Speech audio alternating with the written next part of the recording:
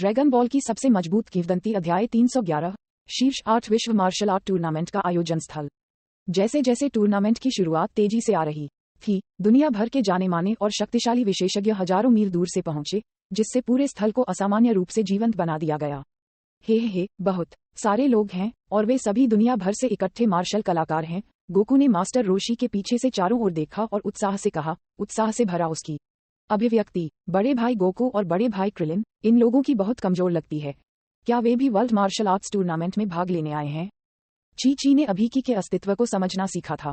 उसने अपनी चेतना फैलाई और पता चला कि उसके, गोकू और क्रिलिन के अलावा मूल रूप से आयोजन स्थल में कोई शक्तिशाली की नहीं थे। इन प्रतियोगियों, अगर उनकी युद्ध शक्ति की गणना की गई थी, तो ये केवल 1 दर्जन या उससे अधिक तक पहुंच जाएगा, और यहाँ तक कि उनमें से सर्वश्रेष्ठ के पास 50 से अधिक नहीं है। ची ने थोड़ा निराश महसूस किया और कहा, क्या दुर्जेय विशेषज्ञ वास्तव में पूरी दुनिया में इतने दुर्लभ हैं? उन्होंने कहा, पहले पंजीकरण करते हैं, फिर हम प्रारंभिक दौर के स्थल पर जाएंगे। चारों ओर मत देखो और ध्यान रखें कि आप खो न जाएं। मास्टर रोशी ने झुककर अत्यधिक उत्साहित गोकू, क्रिलिन और ची को कड़ी चेतावनी दी। फिर उन्होंने उन तीनों को पंजीकृत करने के लिए नेतृत्व किया। इस समय जिया जिलीग और मायस के साथ घूम रहा था। जिया, मुझे आपका प्रारंभिक शिष्य दिखाई नहीं दे रहा है। वह अभी तक नहीं आया है। शिलीग ने अपने शरीर को फैलाया और मुस्कुराते हुए कहा। जिया ने अपना सिर हिलाया और कहा, वे पहले ही आ चुके हैं, लेकिन वे पंजीकरण करने गए होंगे। निश्चित रूप से। थोड़ी देर बाद टिएन शिनहान और चियात्सु भीड़ से बाहर चले गए और लॉन्च को देखा जो नीले बालों वाले मोड में था। वे थोड़ा चौंक गए थे, लेकिन वे ये भी जानते थे कि उसके पास व्यक्तित्व बदलने की एक अजीब विशेषता थी। शिक्षक, आप यहाँ हैं? टिएन शिनहान ने अपने दिल में अहंकार पर अंकुश लगाया और विनम्रता से कहा, मुझे शिक्षक मत कहो। तब तक इंतजार करो जब तक तुम टूर्नामेंट के चैंपियन नहीं बन जाते, तब मैं तुम्हें अपने शिष्य के रूप में स्वीकार करूंगा। जिया ने अपना हाथ हिलाया। हाँ, टिएन शिनहान ने ईमानदारी से जवाब दिया। फिर वे मास्टर रोशी के समूह से मिले। इस समय गोकू और अन्य पहले से ही टर्टल स्कूल की विशेष मार्शल आर्ट वर्दी में बदल गए थे। पंजीकरण पूरा होने के बाद प्रारंभिक कुछ ही समय बाद शुरू होने वाले थे। गोकू, जब तुम आए तो तुमने मुझे सूचित नहीं किया। मैं लंबे समय से आपका इंतजार कर रहा था। पोनीटेल के साथ एक प्यारी लड़की को भरी भीड़ से बाहर निकाला गया। ओलोग भी उसके साथ था। बुला, तुम इतनी जल्दी आ गई हो? गोकू ने थोड़ा आश्चर्यचकित होते हुए कहा। बुल्मा ने गुस्से में कहा, क्या आप मुझसे संपर्क करने के लिए सहमत नहीं थे? आपने मुझे इतने लंबे समय तक व्यर्थ इंतजार कराया। मैं भूल गया, गोकू ने शर्माते हुए मुस्कुराते हुए कहा। इस समय क्रिलिन ने चुपचाप गोकू से पूछा, गोकू, ये प्यारी लड़की कौन है? क्या आप उससे काफी परिचित हैं? ओह, उसे बुला कहा जाता है, एक दोस्त जिसने पहले मेरे साथ साहसिक कार्य किया था। फिर गोकू ने क्रिलिन और ची को बुल्मा से मिलवाया। बुला ने आश्चर्य से ची को देखा। वह आश्चर्यचकित महसूस किए बिना नहीं रह सका। वह कल्पना नहीं कर सकती थी कि ब्रूटिश ऑक्सकिन के पास ची जैसी प्यारी और प्यारी बेटी कैसे होगी। हेलो, बुला गोकू के बगल में खड़ी थी और सभी का उत्साहपूर्वक अभिवादन किया। हाँ, बुल्मा, तुम भी आ गई हो। आप वास्तव में अधिक से अधिक सुंदर हो रहे हैं। अचानक मास्टर रोशी कहीं से भी बाहर निकल आए और कहा। बुल्मा ने एक अप्रिय अभिव्यक्ति के साथ मास्टर रोशी को देखा और शाप दिया, बूढ़े बदमाश, मुझसे बहुत दूर रहो। तुम वास्तव में अनुचित हो, छोटी लड़की। मास्टर रोशी चिल्लाया और अफसोस महसूस करते हुए पक्ष में वापस आ गया। गोकू, क्रिलिन, ची, यह आपके प्रशिक्षण के परिणामों का परीक्षण करने का समय है। मैंने जिया से सुना कि क्रेन स्कूल की जोड़ी मार्शल आर्ट्स टूर्नामेंट में भी भाग लेगी। यद्यपि मुझे नहीं पता कि उनका उद्देश्य क्या है। हमारे कछुआ स्कूल के शिष्यों को क्रेन स्कूल से नहीं हारना चाहिए। क्या आप समझते हैं? हाँ, क्रिलिन ने बार बार सिर हिलाया। ची ने पुष्टि की। हाँ, मास्टर रोशी। उन्होंने कहा, क्या वे भी प्रतियोगिता में हिस्सा लेंगे? फिर मुझे और अधिक प्रयास करना होगा। जैसे ही गोकू ने सुना कि टिएन शिनहान और चियात्सु भी प्रतियोगिता में भाग ले रहे थे, उनकी अभिव्यक्ति तुरंत गंभीर हो गई। इससे पहले जब उन्होंने टिएन शिनहान और सुनहरे बालों वाले लॉन्च के बीच लड़ाई देखी, तो उन्हें किनारे से देखकर बहुत खुजली महसूस हुई।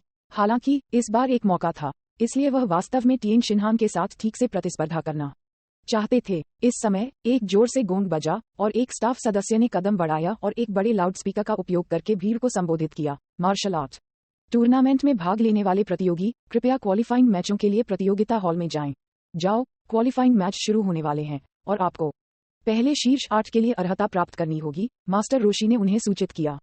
क्वालिफाइंग मैचों का फैसला ड्रॉ से किया जाता था और भाग्य भी इसका अहम हिस्सा था। गोकू ने भीड़ का पीछा करते हुए चारों ओर देखा और कार्यक्रम स्थल में प्रवेश किया।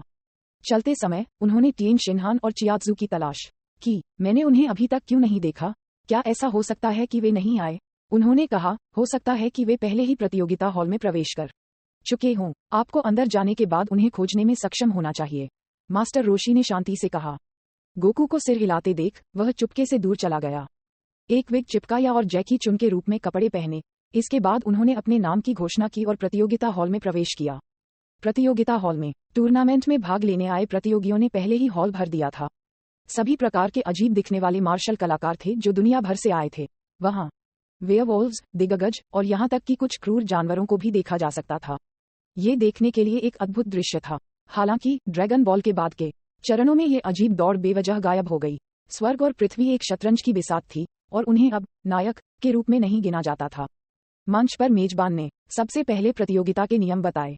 प्रतियोगिता के लिए साइन अप करने वाले 137 प्रतियोगियों को 4 डिवीजनों में विभाजित किया जाएगा, जिसमें प्रत्येक डिवीजन में 2 शेष प्रतियोगी शीर्ष 8 में प्रतिस्पर्धा करेंगे। फिर सभी प्रतियोगियों ने बहुत कुछ खींचना शुरू कर दिया। गोकू, क्रिलिन और ची ने क्रमशः नंबर 69, नंबर 93 और नंबर 124 हासिल किए। सौभाग्य से उन्हें एक ही समूह को नहीं सौंपा गया था। निश्चित रूप से गोकू नाम का वह लड़का भी इस मार्शल आर्ट्स टूर्नामेंट में भाग लेने के लिए आया है। कोने में यामचा, जिसने अपने बाल काट लिए थे, चमकती आंखों से गोकू को देख रहा था। इस बार वह भी प्रतियोगिता में भाग लेने के लिए आया है। मैंने आधे साल तक प्रशिक्षण लिया और मैंने महिलाओं के अपने डर को भी दूर कर लिया है। चलो अखाड़े पर विजेता का निर्धारण करते हैं। novelUSB.com। यमचा ने अपनी मुट्ठियां भींच लीं, उत्सुक दिख रहा था। अधिक बल के कारण उसकी मुट्ठी हल्की सी कांप रही थी। इस समय गोकू ने पहले से ही टिएन शिनहान और चियात्सू को पकड़ लिया था। वह मुस्कुराया और चला गया। ठीक है, आप यहाँ हैं, मैं बाद में प्रतियोगिता में अपना सर्वश्रेष्ठ प्रदर्शन करूंगा। ये तुम हो, टर्टल स्कूल का लड़का। हालांकि मुझे ये स्वीकार करना होगा कि आपके पास वास्तव में कुछ ताकत है, लेकिन चैंपियन निश्चित रूप से मैं ही रहूंगा। टिएन शिनहान ने ठहाका लगाया और तिरस्कार पूर्वक चियात्सू के साथ चले गए। प्रतियोगिता हॉल के बाहर जिया ने शिलिग और मायस का नेतृत्व किया और बुल्मा में चले गए। जिया को आते हुए देखने के बाद, जिसे उसने एक अमीर युवा मास्टर माना, उसका चेहरा अचानक बदल गया। बुला, हम फिर से मिलते हैं। जिया ने आगे बढ़कर उसका अभिवादन किया। हेलो। बुल्मा का अभिवादन करते हुए उसका मुंह फड़क उठा। घर वापस जाने के बाद मैंने अपनी बहन से तुम्हारे बारे में पूछा, तो आप वास्तव में ग्रह होंगशान निगम के मालिक हैं। बहन ने यह भी कहा कि तुम एक बहुत शक्तिशाली मार्शल कलाकार हो, लेकिन मुझे विश्वास नहीं है।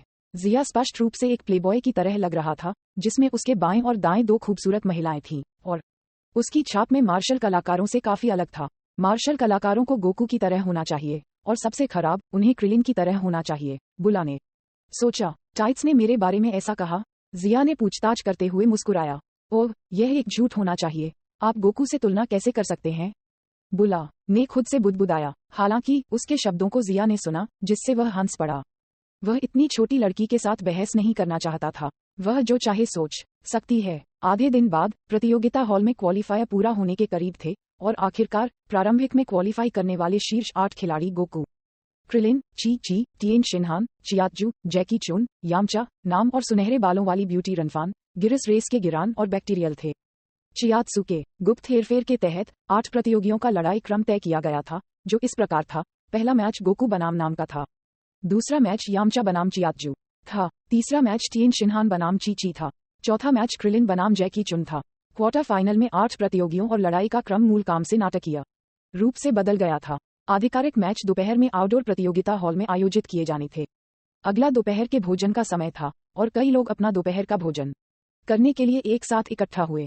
क्योंकि प्रतियोगिता में प्रतिभागी मूल रूप से एक दूसरे को जानते थे, वे खाने के लिए पास के एक रेस्तरां में गए। जिया भी उनके साथ घुल मिल गया।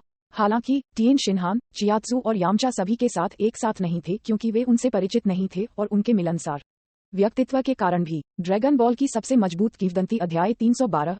टूर्नामेंट के दौरान दोपहर में मार्शल आर्ट्स टूर्नामेंट का क्वार्टर फाइनल आधिकारिक तौर पर शुरू हुआ। अखाड़े में मेजबान ने उत्साहपूर्वक एक माइक्रोफोन के साथ घोषणा की, मैंने सभी को लंबे समय तक इंतजार कराया है। अब विश्व मार्शल आर्ट टूर्नामेंट, जो आखिरी बार 5 साल पहले आयोजित किया गया था, आखिरकार शुरू होने वाला है। यह 21वां मार्शल आर्ट टूर्नामेंट है। शीर्ष 8 प्रतियोगियों को विभिन्न मार्शल कलाकारों में से चुना गया है, जो आज सुबह क्वालीफायर में भाग लेने के बाद दुनिया भर से आए थे। मार्शल आर्ट क्षेत्र 30 मीटर से अधिक लंबा और चौड़ा था और विशेष पत्थर की पट्टियों के साथ पक्का था। मार्शल आर्ट क्षेत्र और परिधि की दीवार के बीच एक हरा लॉन था। टूर्नामेंट के क्रम को बनाए रखने के लिए स्टाफ के सदस्य यहां तैनात थे। टूर्नामेंट के आयोजन स्थल पर 3 पक्ष भीड़ का सामना कर रहे थे और इसे एक छोटी ईंट की दीवार से अवरुद्ध कर दिया गया था, जो टूर्नामेंट के मार्शल आर्ट प्लेटफॉर्म को दर्शकों से अलग करता था। बीच में एक विस्तृत मार्शल आर्ट क्षेत्र था और मार्शल आर्ट प्लेटफॉर्म के पीछे एक ऊंची दीवार थी। केवल एक प्रवेश द्वार था जो सीधे मार्शल आर्ट हॉल की ओर जाता था, जो केवल प्रतियोगियों और स्टाफ सदस्यों के लिए सुलभ था। पहले मैच में टर्टल स्कूल के गोकू दक्षिण के एक गांव के नाम के खिलाफ लड़ेंगे।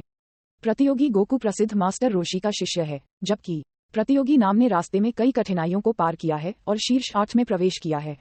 मेजबान ने भीड़ से दोनों पक्षों का परिचय कराया। जैसे ही मेजबान ने प्रतियोगिता की शुरुआत की घोषणा की, खचाखच भरी भीड़ तुरंत उत्साह से जीवंत हो गई। हर कोई अपनी सीटों पर बैठ गया, जिससे टूर्नामेंट स्थल के आसपास के क्षेत्र में पानी की एक बूंद भी नहीं टपक सकी। एक गोरा बच्चा गुब्बारा पकड़े हुए भीड़ को चुपचाप देखता रहा। वह प्रतियोगिता देखने के लिए निचोड़ना चाहती थी, लेकिन वह वयस्कों के उत्साह के साथ प्रतिस्पर्धा कैसे कर सकती थी। वह लंबे समय तक अपना रास्ता नहीं निचोड़ सकती थी और केवल पीछे खड़ी हो सकती थी। हर किसी को भ्रम में घूर रही थी। उसके चेहरे पर नाखुशी लिखी हुई थी। वह मुड़ने और जाने से पहले लंबे समय तक हिचकिचाती रही। दूसरी ओर बुला और ओलोंग दर्शकों के स्टैंड के सामने निचोड़ने के लिए संघर्ष कर रहे थे, जबकि जिया और शिलिंग अपने आसपास के लोगों को देख रहे थे। तुरंत जिया से एक शक्तिशाली दबाव फैल गया। उनके सामने भीड़ जानबूझकर रास्ते से हट गई, जिससे एक विशाल रास्ता बन गया। ये देखकर बुला और अन्य लोग दंग रह गए। मुझे भीड़ वाला वातावरण पसंद नहीं है, जिया ने मुस्कुराते हुए कहा। उनकी चेतना की दमनकारी शक्ति ने उनके आसपास के लोगों को करीब आने से रोक दिया। नोवेल यूएसबी कॉम बुला ने अपना मुंह खोला और आश्चर्य से कहा, अविश्वसनीय।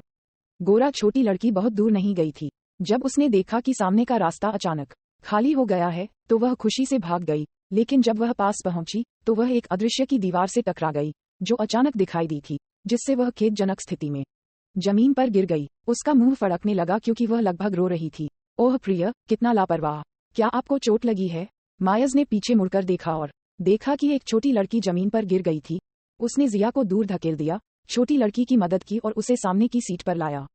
धन्यवाद बहन, छोटी लड़की ने सिर हिलाया और उत्साह से चिल्लाया क्योंकि वह टूर्नामेंट देख सकती थी। धमाका! गोंग अचानक जोर से बजा क्योंकि मेजबान ने स्लेजहैमर को उसकी सतह पर कई बार मारा। प्रतियोगिता आधिकारिक रूप से शुरू हो गई है। भारतीय दिखने वाले नाम ने अपने गृहनगर में रहने के माहौल को बेहतर बनाने के लिए 500,000 युआन की पुरस्कार राशि जीतने के लिए मार्शल आर्ट टूर्नामेंट में भाग लिया। इसलिए वह इस विश्वास के साथ प्रतियोगिता में गया था कि वह निश्चित रूप से जीतेगा। मार्शल आर्ट क्षेत्र में नाम ने मैच शुरू होते ही एक आक्रामक और रक्षात्मक रुख अपनाया। उन्होंने अपने प्रतिद्वंद्वी की ताकत का अंदाजा लगाने की कोशिश की क्योंकि उनके प्रतिद्वंद्वी ने एक मुद्रा ग्रहण की। नाम ने तब हमला शुरू करने की पहल की। उसने अपने शरीर को आगे झुकाया और जमकर हमला किया। वह एक तेज तीर की तरह या एक तेज तूफान की तरह तुरंत गोकू के सामने आया और लात मार दी। गोकू ने नाम की ओर देखते हुए अपना सिर टेढ़ा कर लिया और नाम के हमले से बचते हुए अचानक आकाश में 7 या 8 मीटर ऊंची छलांग लगाते हुए उसका शरीर हिल गया। फिर गोकू अविश्वसनीय गति के साथ वापस नीचे आया और नाम की ओर प्रहार किया। नाम को उम्मीद नहीं थी कि गोकू इतना तेज होगा, इसलिए उसकी चाल धीमी होने के अलावा और कुछ नहीं कर सकती थी। वह इस तरह के एक साधारण हमले से नुकसान में पड़ गया था और उसके पास कुछ समय के लिए पक्ष को चकमा देने के अलावा कोई विकल्प नहीं था। धमाका! गोकू की हथेली जमीन से टकराई और दबी हुई आवाज आई। मार्शल आर्ट क्षेत्र के पत्थर के स्लैब थोड़े ढीले हो गए और कई दरारें दिखाई दी। नाम हैरान था। उन्होंने पिछले मार्शल आर्ट टूर्नामेंट पर शोध किया था और सोचा था कि इस वर्तमान प्रतियोगिता में चैंपियनशिप जीतना एक हवा होगी। हालांकि क्वार्टर फाइनल के पहले मैच में ही उनका सामना इतने मजबूत प्रतिद्वंद्वी से हुआ, इसलिए उनके पास सावधान रहने के अलावा कोई विकल्प नहीं था। कच! गोकू के जमीन पर उतरने के बाद वह तुरंत एक हाथ से मुड़ गया। अचानक दिशा बदल गया और हवा के झोंके की तरह वह गायब हो गया। एक शक्तिशाली हवा रेत को ऊपर की ओर बहा ले गई और दर्शकों के पास अपनी आंखें बंद करने के अलावा कोई विकल्प नहीं था। उन्होंने कहा, काकररोट उस नाम से कहीं ज्यादा मजबूत है। इस मैच में कोई सस्पेंस नहीं है। शिलिंग ने अपनी आंखें बंद कर ली और निश्चित रूप से कहा। छमाही में गोकू का कौशल बहुत बढ़ गया था, लेकिन यह अभी भी शिलिंग की आंखों में पर्याप्त नहीं था। मायज ने उसके मुंह को सूंघा और कहा, अगर वह इस तरह का मैच भी नहीं जीत सकता है, तो काकरोट बेकार है।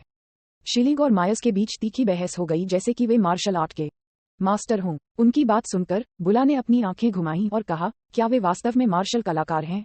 जब वे बहस कर रहे थे, अखाड़े में स्थिति तेजी से बदल गई। धमाका! इससे पहले कि दर्शक प्रतिक्रिया दे पाते, नाम के शरीर को गोकू के तूफानी हमले से ऊंची उड़ान भरते हुए भेजा गया, जैसे कि एक कट स्ट्रिंग के साथ पतंग और फिर यह मार्शल आर्ट क्षेत्र से उड़ गया और बाहर लॉन में गिर गया। मंच के नीचे दर्शकों ने नाम को अखाड़े से बाहर उड़ते हुए देखा और दंग रह गए। उन्होंने कुछ समय तक कोई प्रतिक्रिया नहीं दी। हालांकि थोड़ी देर बाद वे अपने आप में वापस आए और उत्साही तालियों के साथ फूट पड़े। प्रतियोगी नाम अखाड़े से बाहर हो गए हैं, इसलिए प्रतियोगी गोकू जीत गया है। पहला मैच कुछ ही सेकंड में खत्म हो गया था और दर्शक अभी भी इस परिणाम को पचा नहीं पा रहे थे। इस समय मास्टर रोशी ने जैकी चुन के रूप में कपड़े पहने एरिना के पीछे नाम पाया। अपनी स्थिति को स्पष्ट रूप से समझने के बाद उन्होंने नम को पानी स्टोर करने के लिए एक होई पोई कैप्सूल दिया और उसे वापस जाने और अपने गृहनगर में सूखे की समस्या को हल करने के लिए कहा। अगला मैच यमचा और चियात्सु के बीच होगा, मेजबान ने घोषणा की। ये दोनों पक्षों के बीच ताकत में भारी असमानता के साथ एक और लड़ाई थी। यद्यपि यामचा ने आधे साल तक कड़ी मेहनत से प्रशिक्षण लिया था और अपनी ताकत को छलांग और सीमा से बढ़ाया था, लेकिन उनका प्रतिद्वंद्वी चियात्सु था। यहाँ तक कि अगर चियात्सु ने अपनी महाशक्ति का उपयोग नहीं किया तो भी यमचा उसका प्रतिद्वंद्वी नहीं था। आखिरकार चियात्सु इतने वर्षों से टिएन शिनहान के साथ प्रशिक्षण ले रहा था और कोरिन के मार्गदर्शन में भी प्रशिक्षित किया था। उनकी ताकत लंबे समय से अपने साथियों से आगे निकल गई थी। जब मेजबान ने दूसरे मैच की शुरुआत की घोषणा की तो यामचा और चियात्सु दोनों मार्शल आर्ट क्षेत्र में गए और फिर मार्शल आर्ट क्षेत्र के दोनों ओर खड़े हो गए। लड़ाई की शुरुआत में यामचा और चियात्सु एक भयंकर लड़ाई में टूट गए। दोनों पक्षों ने बिना रुके एक दूसरे पर वार किया और मैदान पर लगातार तस्वीरें चमक रही थीं। उनकी कई हरकतें पहले ही उस सीमा को पार कर चुकी थीं जो आम इंसान नंगी आंखों से देख सकते थे। मुक्कों और लातों से लड़ना वास्तव में दर्शकों को हार्दिक सामग्री की भावना देता था। अरे, यामचा और चियात्सु ने हमले शुरू किए और उनकी हथेलियां टकरा गईं, जिससे एक तेज आवाज हुई। धमाका। उनके पैरों के नीचे पत्थर की पट्टियां अचानक टूट गईं और बल ने बिखरे हुए पत्थरों को सभी दिशाओं में उड़ते हुए ऊपर उछाल दिया। जिस जगह उनकी हथेलियां टकराई थीं, वहां से एक बवंडर निकला, हवा का एक हिंसक झोंका उठ रहा था। यमचा को आश्चर्यजनक रूप से पीछे की ओर उड़ते हुए भेजा गया था और हवा में कुछ बार घूमने के बाद उसके दोनों हाथ जमीन को छू गए। वह फिर से तेजी से उछला और एक तेज और हिंसक चीता की तरह वह चियात्सु की ओर कूद गया और लड़ाई के एक नए दौर में शामिल हो गया। इस समय चियात्सु, हालांकि हवा में तैर रहा था, गुरुत्वाकर्षण से प्रभावित नहीं था। ये क्रेन स्कूल की स्काई होविंग आर्ट थी। वाह, प्रतियोगी चियात्सु अप्रत्याशित रूप से आकाश में तैर रहा है और यह एक चाल नहीं है। वे विश्व स्तरीय प्रतियोगी कहलाने के हकदार थे। वे दोनों बेहद उत्कृष्ट हैं। मेजबान ने एक माइक्रोफोन पकड़ा हुआ था और मार्शल आर्ट क्षेत्र के किनारे पर झुका हुआ था। अखाड़े पर भयंकर लड़ाई के कारण एक बवंडर खड़ा हो गया, जिससे मेजबान के पास लड़ाई के केंद्र से बहुत दूर रहने के अलावा कोई विकल्प नहीं था। ये छोटा आदमी कौन है? ये सोचना कि वह हवा में तैर सकता है, क्या यह एक महाशक्ति है? यामचा का चेहरा पसीने से लथपथ था क्योंकि वह एक गंभीर भाव के साथ हवा में चियात्सु को देख रहा था। क्योंकि चियात्सु जमीन से 7 या 8 मीटर ऊपर था, यामचा के सामान्य हमले के तरीके अचानक अप्रभावी हो गए। उन्होंने कहा, अगर मैं इसी तरह चलता रहा तो जीत की उम्मीद कम होती चली जाएगी। ऐसा लगता है कि मुझे अपने हस्ताक्षर हमले का उपयोग करना है। अपने चेहरे से पसीना पूंछते हुए यमचा की भौहें एक गुच्छे में इकट्ठा हो गईं।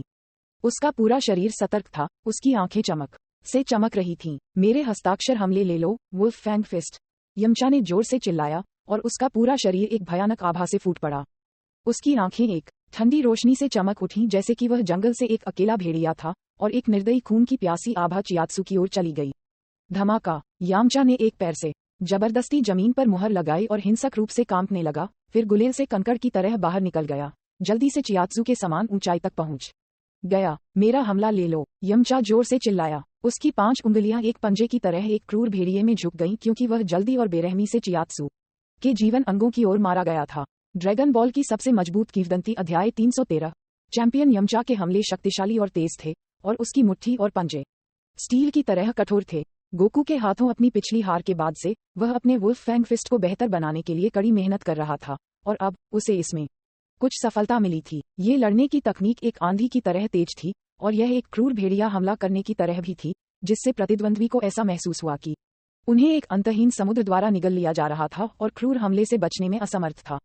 अगर यह एक साधारण मार्शल कलाकार होता तो वह कभी भी इस हमले को चकमा नहीं दे पाता, लेकिन दुर्भाग्य से यामचा चियात्सु का सामना कर रहा था, कोरिन द्वारा प्रशिक्षित होने के बाद महाशक्ति का उल्लेख नहीं करने के लिए, लेकिन यहाँ तक कि अकेले उनके शरीर की ताकत पहले से ही यमचा से ऊपर थी। रुक जाओ, चियात्सु ने अचानक 2 उंगलियां बढ़ाईं क्योंकि उसने यमचा को देखा जो थोड़ी दूर था। अचानक यमचा की हरकतें सुस्त हो गईं, जैसे कि उसका शरीर अनगिनत जंजीरों से जकड़ा हुआ था, जिससे वह स्तब्ध महसूस कर रहा था। एक सेकंड के केवल 10वें हिस्से का ठहराव उसे मारने के लिए पर्याप्त था। चियात्सु ने मुस्कुराते हुए यमचा पर अभिनय करने की शक्ति बढ़ा दी।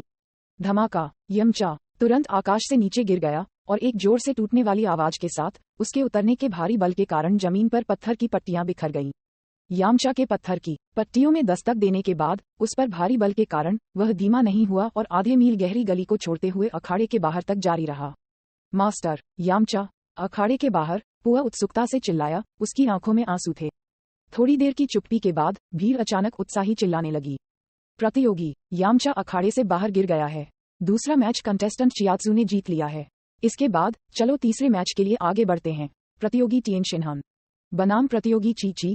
गोंग की आवाज सुनाई दी और टिएन शिनहान और चीची ने अपनी लड़ाई शुरू की। इस मैच में कोई सस्पेंस नहीं था।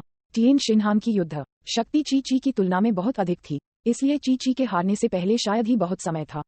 मास्टर रोशी ने एक गंभीर अभिव्यक्ति के साथ अखाड़े के किनारे से देखा और बुदबुदाया, ये टिएन शिनहान कुछ महीने पहले की तुलना में और भी अधिक शक्तिशाली है। मैं उसका मैच नहीं हूँ।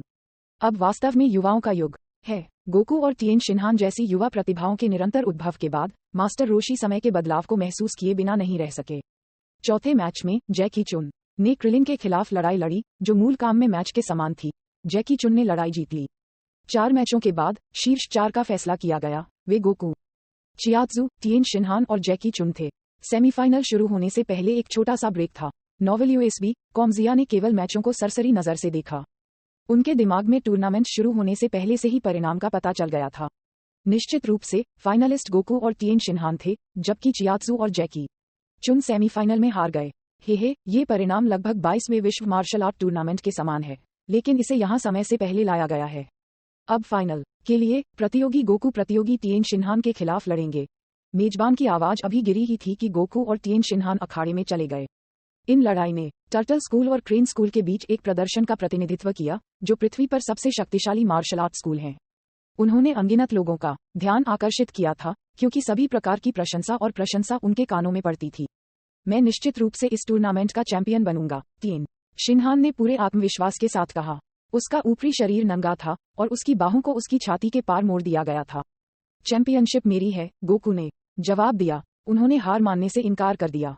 इस लड़ाई का स्तर काफी ऊंचा होने की उम्मीद थी। गोकू और टिएन शिनहान ने एक दूसरे को देखा और उनके बीच की हवा जम गई। गोकू एक फ्लैश में गायब हो गया। उसने तेज गति से चलना शुरू कर दिया। अखाड़े में केवल कदमों की हल्की आवाजें सुनाई दे रही थीं, लेकिन गोकू को देखा नहीं जा सकता था। आफ्टर इमेज स्ट्राइक, टिएन शिनहान हिकारत से हंसे। फिर उन्होंने उच्च गति आंदोलनों का पालन किया। अखाड़े में लोग थोड़ी देर के लिए गायब हो गए। अगर समय समय पर उठने वाली लड़ाई की आवाजें और अखाड़े पर अचानक दिखने वाला एक बड़ा छेद न होता, तो दर्शकों को लगता कि अखाड़े में कोई नहीं लड़ रहा है। जल्दी करो और वीडियो कैमरे के साथ युद्ध के दृश्यों को रिकॉर्ड करो। मेजबान उत्सुकता से चिल्लाया, अंदर से पछतावा करते हुए कि उसने जल्दी तैयारी नहीं की। उन्होंने व्यर्थ में ऐसे अद्भुत दृश्यों को याद किया था। हुआ लाला, गोकू की स्थिति पर ताला लगाते हुए टिएन शिनहान की 3 आंखें घूमती रहीं और फिर उसके पैर ने हल्के से जमीन पर कदम रखा। एक गहरी और शक्तिशाली विस्फोटक शक्ति उसके पैरों के तलवों से बाहर निकल रही थी। डोडन रे, टिएन शिनहान अचानक बाहर निकल गया। एक विस्फोटक आवाज के साथ टिएन शिनहान की उंगलियों से एक गहरे लाल रंग की प्रकाश किरण निकली और उसी समय उसने बिजली के बोल्ट की तरह गोली मार दी। जमीन पर पत्थर की पट्टियां बिखर गईं और अपार शक्ति के दबाव में सभी दिशाओं में बाहर निकल गईं, जिससे एक उथला छेद पीछे छूट गया। छेद के चारों ओर दरारें थीं। गोकू मुस्कुराया और बहुत तेज गति से उसने तुरंत अपना रास्ता बदल दिया और टिएन शिनहान के डोडन रे को सिर्फ एक बाल विभाजन अंतर के साथ चकमा दिया। लेकिन इस समय टिएन शिनहान चमत्कारिक रूप से गोकू के पक्ष में दिखाई दिए और अपनी दोनों मुट्ठियों से मुक्का मारा। धमाका! उसने लक्ष्य को मारा। गोकू को टिएन शिनहान ने गोल में बदल दिया। उनकी लड़ाई बहुत तेज थी। टूर्नामेंट के मैदान पर 1 सेकंड से अधिक समय भी नहीं बीता था, फिर भी उन्होंने कई वार किए थे। थोड़ा ठहराव था, लेकिन वे जल्द ही फिर से गायब हो गए। केवल उनके आदान प्रदान की आवाजें भीड़ द्वारा सुनी जा रही थीं। वे इतने दुर्जेय हैं और उनके हमले बहुत तेज हैं। क्रिलिन ने गोकू और टिएन शिनहान को देखा, जो लगातार अखाड़े पर लड़ रहे थे, और उनके सिर पर ठंडा पसीना फूट पड़ा। हालांकि क्रिलिन की आंखें दोनों पक्षों की गति के साथ रह सकती थीं, लेकिन उनके लिए समान आंदोलनों को करना असंभव था। वरिष्ठ भाई गोकू वास्तव में मजबूत है, लेकिन टिएन शिनहान और भी शक्तिशाली लगता है। ची की आंखें एक उज्ज्वल प्रकाश के साथ चमक उठीं। उनका स्तर पूरी तरह से अपने साथियों से परे है। मुझे डर है कि उनमें से कोई भी पहले से ही मार्शल आर्ट की दुनिया के शिखर पर खड़ा है। जैकी चुन गंभीर लग रहा था। इससे भी अधिक भयानक बात यह है कि वे अभी भी बहुत युवा हैं। कौन जानता है कि वे भविष्य में किस दायरे में पहुंचेंगे। दूसरी तरफ यमचा ने धीमी आत्माओं में लड़ाई देखी। उसके पैर हिल रहे थे और उसका दिल अनिच्छा और असहायता से भरा था। गोकू और टिएन शिनहान की तुलना में वह वास्तव में बहुत दूर था। क्या ऐसा हो सकता है कि मुझे वास्तव में उन्हें हराने की कोई उम्मीद नहीं है? नहीं, उनमें से एक मास्टर रोशी का शिष्य है और दूसरा मास्टर शेन का शिष्य है, जो मास्टर रोशी के समान ही प्रसिद्ध है। अगर मैं मास्टर रोशी से मार्गदर्शन भी प्राप्त कर सकता हूँ तो शायद मैं उन्हें पार करने में सक्षम हूँ। यमचा के हृदय में अचानक एक तीव्र प्यास का जन्म हुआ। शायद यह आत्मा धोखा था, लेकिन वह जानता था कि केवल एक गुरु का मार्गदर्शन प्राप्त करके ही उसके पास सुधार की और संभावनाएं हो सकती हैं। निर्णायक झटका।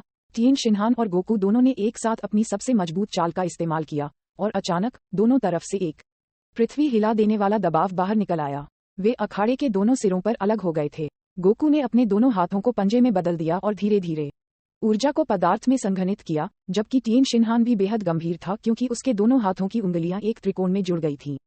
हिंसक ऊर्जाओं के साथ स्वर्ग नष्ट हो रहा था और पृथ्वी बुझ रही थी, और जैसे कि एक दिव्य अजगर आकाश में उड़ रहा था, ऊर्जाएं सभी दिशाओं में भड़क उठीं, क्योंकि लोगों के दिल में एक घुटन भरी भावना फैल गई।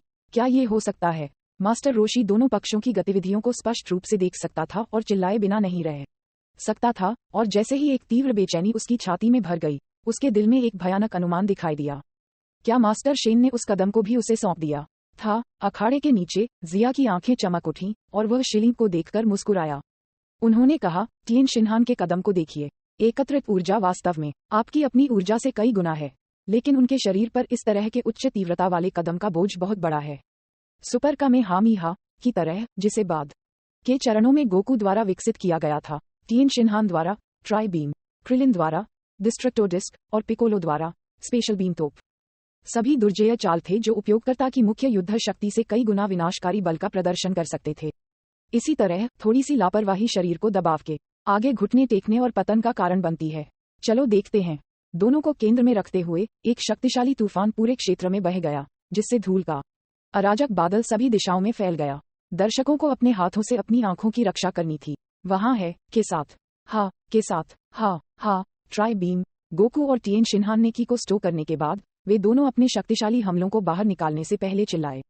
दो चमकदार ऊर्जा तरंगे अचानक गरजते हुए ड्रैगन की तरह बाहर निकल गईं। रोशनी की एक चमकदार चमक ने तुरंत टूर्नामेंट के पूरे स्थल को रोशन कर दिया, जिससे दर्शकों को अपनी आंखें बंद करने के लिए मजबूर होना पड़ा।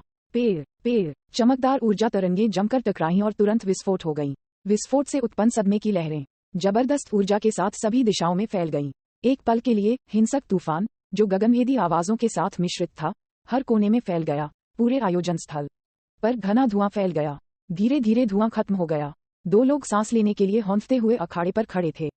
हालांकि गोकू पहला व्यक्ति था जो भारी बोझ का सामना नहीं कर सका और नीचे गिर गया, लेकिन उसके चेहरे पर एक संतुष्ट मुस्कान थी।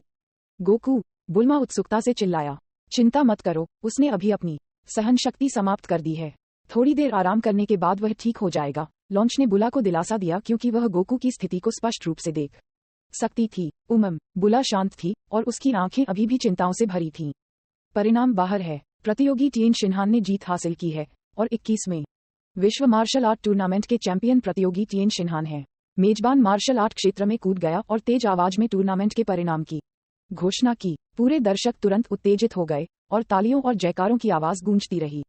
उन्होंने महसूस किया कि इस तरह के महाकाव्य युद्ध को देखने में सक्षम होना 3 जन्मों का आशीर्वाद था। उनके पूरे शरीर का खून खौल रहा था। ड्रैगन बॉल की सबसे मजबूत किंवदंती अध्याय 314। छोटी लड़की जो लगभग मार दी गई थी। जैसे ही विश्व मार्शल आर्ट्स टूर्नामेंट समाप्त हुआ, भीड़ धीरे धीरे तितर बितर हो गई। छोटी गोरी लड़की, जो मायस की मदद के कारण स्टैंड के सामने से पूरे टूर्नामेंट को देखने के लिए भाग्यशाली थी, ने जिया और अन्य लोगों को अपनी विदाई दी। शिलीग ने छोटी लड़की की घटती पीठ को देखा और मुस्कुराते हुए कहा, छोटी लड़की वास्तव में प्यारी है। हाँ, जिया ने ज्यादा ध्यान न देते हुए सिर हिलाया। टूर्नामेंट समाप्त होने के बाद, ये देखते हुए कि आकाश अंधेरा हो गया था, जिया ने मास्टर रोशी और अन्य लोगों के साथ रहने के लिए एक होटल पाया। मास्टर रोशी, आप कहाँ थे? मैं बाथरूम में गया। आप पूरे दिन के लिए बाथरूम में गए थे? मैंने इस पूरे समय तुम्हें नहीं देखा। क्या गोकू ठीक है? बुला गोकू को अपनी बाह से सहारा दे रहा था क्योंकि वह टूर्नामेंट से थक गया था। अभी तो उसके पास चलने की ताकत भी नहीं थी। जिया ने कहा, ये ठीक है, मुझे लगता है कि उसका शरीर बहुत मजबूत है, इसलिए अगर उसके पास खाने के लिए पर्याप्त है तो वह ठीक रहेगा। सरल दिमाग वाले बुला असंतोष में टूट गया, जिससे जिया ने हंसने का कारण बना और फिर वह शीलिंग और मायस को अपने कमरे की ओर ले गया। जब जिया दरवाजे पर पहुंचे तो उन्होंने टिएन शिनहान को उनका इंतजार करते हुए पाया। शिक्षक टिएन शिनहान ने जिया का अभिवादन किया। चूंकि उन्होंने जिया द्वारा आदेशित 2 परीक्षणों को पूरा कर लिया था, इसलिए वह अब आधिकारिक तौर पर जिया को शिक्षक कह सकते थे। आपके कौशल बुरे नहीं हैं, लेकिन कुछ मामलों में बहुत दूर जाना उतना ही बुरा है जितना कि पर्याप्त नहीं करना।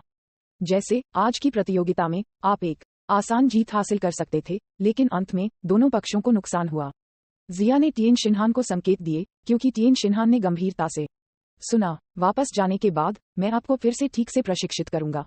अब वापस जाओ और आराम करो। हाँ, टिएन शिनहान ने अपनी इच्छा पूरी की, इसलिए उन्होंने उत्साह के साथ जवाब दिया। शीलिंग और मायस का अभिवादन करने के बाद वह अपने कमरे में लौट आया। रात शांत थी। अगले दिन जिया और अन्य लोगों ने अपने विला में लौटने की तैयारी की। हालांकि जिया ने सोचा, मुझे टहलने के लिए बाहर आए हुए इतना लंबा समय हो गया है, मुझे वापस लाने के लिए शीलिंग और मायस के लिए कुछ उपहार खरीदने चाहिए। उन्हें एक सुखद आश्चर्य देने के लिए जिया ने पहले शीलिंग और मायस को वापस भेजा और बाद में वह पास के शहर में खरीदारी करने गए। विश्व मार्शल आर्ट्स टूर्नामेंट की मेजबानी करने वाले शहर आमतौर पर सुविधाजनक परिवहन के साथ काफी विकसित थे, जो प्रतियोगियों के लिए आसानी से सुलभ थे। जिया शहर भर में घूमा और सड़क के दोनों किनारों पर भव्य वस्तुओं से भरी दुकानों को देखा। थोड़ी देर बाद वह फिर बेतरतीब ढंग से एक गहने की दुकान में प्रवेश किया। स्टोर क्लर्क के उत्साही विपणन के तहत जिया ने बड़ी मात्रा में पैसा दिया, स्टोर में सबसे उत्तम वस्तुओं को पैक किया और बाहर चला गया। स्टोर क्लर्क उत्साहित लग रहा था क्योंकि उसने इस बड़े ग्राहक को दरवाजे पर भेजा था। इस समय उन्होंने पुलिस सायरन की आवाजें सुनी और बाद में उन्होंने एक सफेद वैन को पागल की तरह दौड़ते हुए देखा, जो तुरंत दक्षिण की ओर से सड़क के उत्तर की ओर पहुंच गया। पुलिस की एक कार पीछे चल रही थी और उसने सफेद वैन पर चेतावनी के तौर पर गोलियां चलाईं। यह एक चोर है। वे वास्तव में दिन के उजाले में ऐसा करने के लिए अभिमानी हैं। जिया ने एक नजर डाली और फिर इसे अनदेखा कर दिया। इस समय एक पुलिस अधिकारी ने वैन के टायर को गोली मार दी, जिससे वैन का चालक स्टीयरिंग व्हील पर गिर गया। हालांकि वैन पहले ही नियंत्रण खो चुकी थी क्योंकि यह कोने में एक स्टोरफ्रंट के दरवाजे की ओर बढ़ रही थी। इस समय एक छोटी लड़की एक गुब्बारा पकड़े हुए दरवाजे से बाहर आई और कार को देखा जो तेजी से बढ़ रही थी। छोटी लड़की हक्का बक्का रह गई और वह वहीं जमी हुई खड़ी थी। जैसे ही छोटी लड़की वैन के पहियों के नीचे मरने वाली थी, जिया बिजली के बोल्ट की तरह तेजी से वैन के सामने दिखाई दिया। छोटी लड़की को उठाया और किनारे पर कूद गया। धमाका! वैन स्टोर की पत्थर की दीवार से टकरा गई। नतीजतन टक्कर के कारण वैन का अगला हिस्सा गंभीर रूप से अंदर की ओर झुक गया और पूरी दीवार ढह गई। छोटी लड़की ने चुपचाप देखा और जमीन पर गिरने के कारण उसके पैर कमजोर महसूस हुए। अचानक वह थोड़ी देर बाद आंसू में टूट गया। अरे वाह माँ, ये देखकर कि कुछ हुआ है। आसपास की भीड़ जमा हो गई। पुलिस भी कार से बाहर निकली और वैन में सवार लुटेरों को गिरफ्तार कर लिया। जिया ने उन्हें देखा और हंसे क्योंकि यह उसके लिए कोई चिंता का विषय नहीं था, और फिर उसने छोटी लड़की को थोड़ी भौं से देखा। ठीक है, रो मत, आपका परिवार जल्द ही यहाँ होगा, जिया ने कहा। छोटी लड़की ने हालांकि उसे अनदेखा कर दिया और रोना जारी रखा। उसके सुनहरे बाल और आंसू एक साथ मिश्रित हुए और उसके नाजुक गालों से चिपके रहे। जिया नीचे बैठ गया और छोटी लड़की को उठाया और दिलासा दिया। छोटी लड़की, रो मत, तुम्हारी माँ जल्द ही वापस आ जाएगी। सच में, माँ जल्द ही यहाँ आ जाएगी? छोटी लड़की ने सुबकना बंद कर दिया और एक उलझन भरे चेहरे के साथ पूछा। हाँ, जिया ने सिर हिलाया। वह रोती हुई लड़कियों, विशेष रूप से छोटी लड़कियों को पसंद नहीं करता था। जब वह छोटी थी तो शीलिंग आज्ञाकारी हुआ करती थी, इसलिए उसे मनाने की भी आवश्यकता नहीं थी। वास्तव में समझ में नहीं आया। गोरा छोटी लड़की एक तरफ खड़ी थी क्योंकि वह अपने हाथ में गुब्बारा लिए हुए थी, अपने मामा के आने का इंतजार कर रही थी। इस समय जिया ने छोटी लड़की को आकार दिया और हंसने से खुद को रोक नहीं सका क्योंकि उसने कहा, क्या ये कल की लड़की नहीं है? छोटी लड़की के हाथ में गुब्बारा भी कल का था, इसलिए जिया ने उसके साथ छोटी सी बात करने की कोशिश की, उसे अच्छे हास्य में रखने की कोशिश की। हालांकि बहुत समय बीत जाने के बाद उसके माता पिता अभी भी नहीं आए। छोटी लड़की की आंखें लाल हो गईं। वह फिर से रोने वाला था। ये देखते ही जिया ने जल्दबाजी में अपने बैग से एक अति सुंदर सफेद हार निकाल लिया। यह अर्धचंद्र के आकार का हार था। बस इसकी शानदार शिल्प कौशल पर एक नज़र के साथ ये समझा जा सकता है कि यह सस्ता नहीं था। मैं ये हार तुम्हें दे दूंगा, इसलिए रो मत। जिया ने घुटने टेक दिए और हार को अपने गले में डाल लिया। हार लटकाने के बाद निश्चित रूप से छोटी लड़की रोई नहीं। उसने खिलखिलाकर हंसा या और हार को पकड़ लिया, एक प्यारी मुस्कान प्रकट की। ये बच्चा बचपन से लाड़ प्यार और बिगड़ैल रहा होगा। जिया ने सुनहरे बालों वाली छोटी लड़की को देखा और सोचा, थोड़ी देर बाद एक खूबसूरत कपड़े पहने हुए महिला घबराहट में दौड़ी, छोटी लड़की को गले लगाया और लगातार जिया को धन्यवाद दिया। जिया ने अपना हाथ हिलाया और जाने वाला था। इस समय छोटी लड़की ने एक कुरकुरा और बचकानी आवाज में कहा जो एक ओरियोल के समान था, सुनने के लिए सुखद था। बड़े भाई, धन्यवाद। मुझे आपका उपहार बहुत पसंद है। जिया मुस्कुराए बिना नहीं रह सका क्योंकि यह सिर्फ एक हार था। उन्होंने हाथ हिलाया और इस मामूली सी बात को पीछे छोड़कर चले गए। विला एस्टेट में वापस जिया ने देखा कि टिएन शिनहान और चियात्सु लंबे समय से वहां इंतजार कर रहे थे। इसके बाद उन्होंने टिएन शिनहान को प्रशिक्षण देना शुरू किया। सामान्यतया टिएन शिनहान की अव्यक्त प्रतिभा बुरी नहीं है और उनका प्रशिक्षण कौशल भी उल्लेखनीय था, लेकिन जिया जैसे महान विशेषज्ञ की नज़र में उनके सभी आंदोलन खामियों से भरे हुए थे। मुझ पर हमला करने के लिए अपनी पूरी ताकत का उपयोग करें। हाँ, टिएन शिनहान ईमानदारी से चिल्लाया और फिर उसने अपनी सांस रोक ली और ध्यान केंद्रित किया। अगले सेकंड में वह जल्दी से चला गया और विशाल आंगन तुरंत टिएन शिनहान की आफ्टरइमेज से भर गया। जिया ने थोड़ा सिर हिलाया और सोचा, टिएन शिनहान का बुनियादी कौशल अपेक्षाकृत ठोस है, लेकिन उसकी गति घोंघे की तरह धीमी है। उनकी हर हरकत एक फिल्म की तरह है जिसे सैकड़ों गुना धीमा कर दिया गया है। इस समय जिया ने लापरवाही से अपनी उंगली को आगे की ओर इशारा किया और टिएन शिनहान की छाती को छू लिया, जिससे टिएन शिनहान ने आगे बढ़ने की प्रेरणा खो दी। इसके बाद जिया ने टिएन शिनहान के घुटने पर प्रहार किया, जिससे वह जमीन पर लेट गया। जिया ने अपना सिर हिलाया और फटकार लगाई, ये काम नहीं करेगा। आपकी प्रतिक्रिया पर्याप्त तेज नहीं है। असली मार्शल कलाकारों ने बहुत पहले अपने आंदोलनों को सहज ज्ञान में बदल दिया होगा। लड़ाई शुरू होने से पहले केवल शुरुआती लोग हर बार हमलावर या रक्षात्मक मुद्रा बनाएंगे। ये फिर से गलत है। हमला करते समय आपको अपने लिए कुछ छूट छोड़नी चाहिए। मैं आपको अनावश्यक आंदोलनों को कम करने के लिए बना रहा हूं, न कि आपको पूरी तरह से असुरक्षित बनाने के लिए। फिर निश्चितता के मामले में हमला सबसे अच्छा बचाव है। जो लोग पूर्वव्यापी अवसर का लाभ उठाते हैं वे सर्वश्रेष्ठ मार्शल कलाकार हैं। जिया को लगातार फटकार लग रही थी और टिएन शिनहान भी जिया की बातों पर विचार करता रहा। हालांकि उनके हर हमले को उल्टा कर दिया गया था, लेकिन टिएन शिनहान के लाभ बहुत बड़े थे और उन्हें लगा कि मार्शल आर्ट में उनकी महारत लगातार उस गति से सुधर रही थी जो पहले कभी नहीं देखी गई थी। शिक्षा एक दो तरफा मामला था जो शिक्षक और छात्र दोनों से संबंधित था। यदि शिक्षक बहुत सक्षम था लेकिन छात्र अक्षम था, तो शिक्षक को पढ़ाने का मन नहीं करेगा और छात्र भी सीखना पसंद नहीं करेगा। इसी तरह यदि छात्र के पास स्वर्ग विकृत प्रतिभा थी लेकिन शिक्षक औसत दर्जे का था, तो छात्र के लिए कोई उपलब्धि हासिल करना मुश्किल होगा। दुनिया में बहुत सारे मामले केवल एक जोड़ी के रूप में सह अस्तित्व में होने पर किंवदंती बन जाएंगे। सबसे अच्छा उदाहरण हुआंग शिगोंग और झांग लियांग होंगे।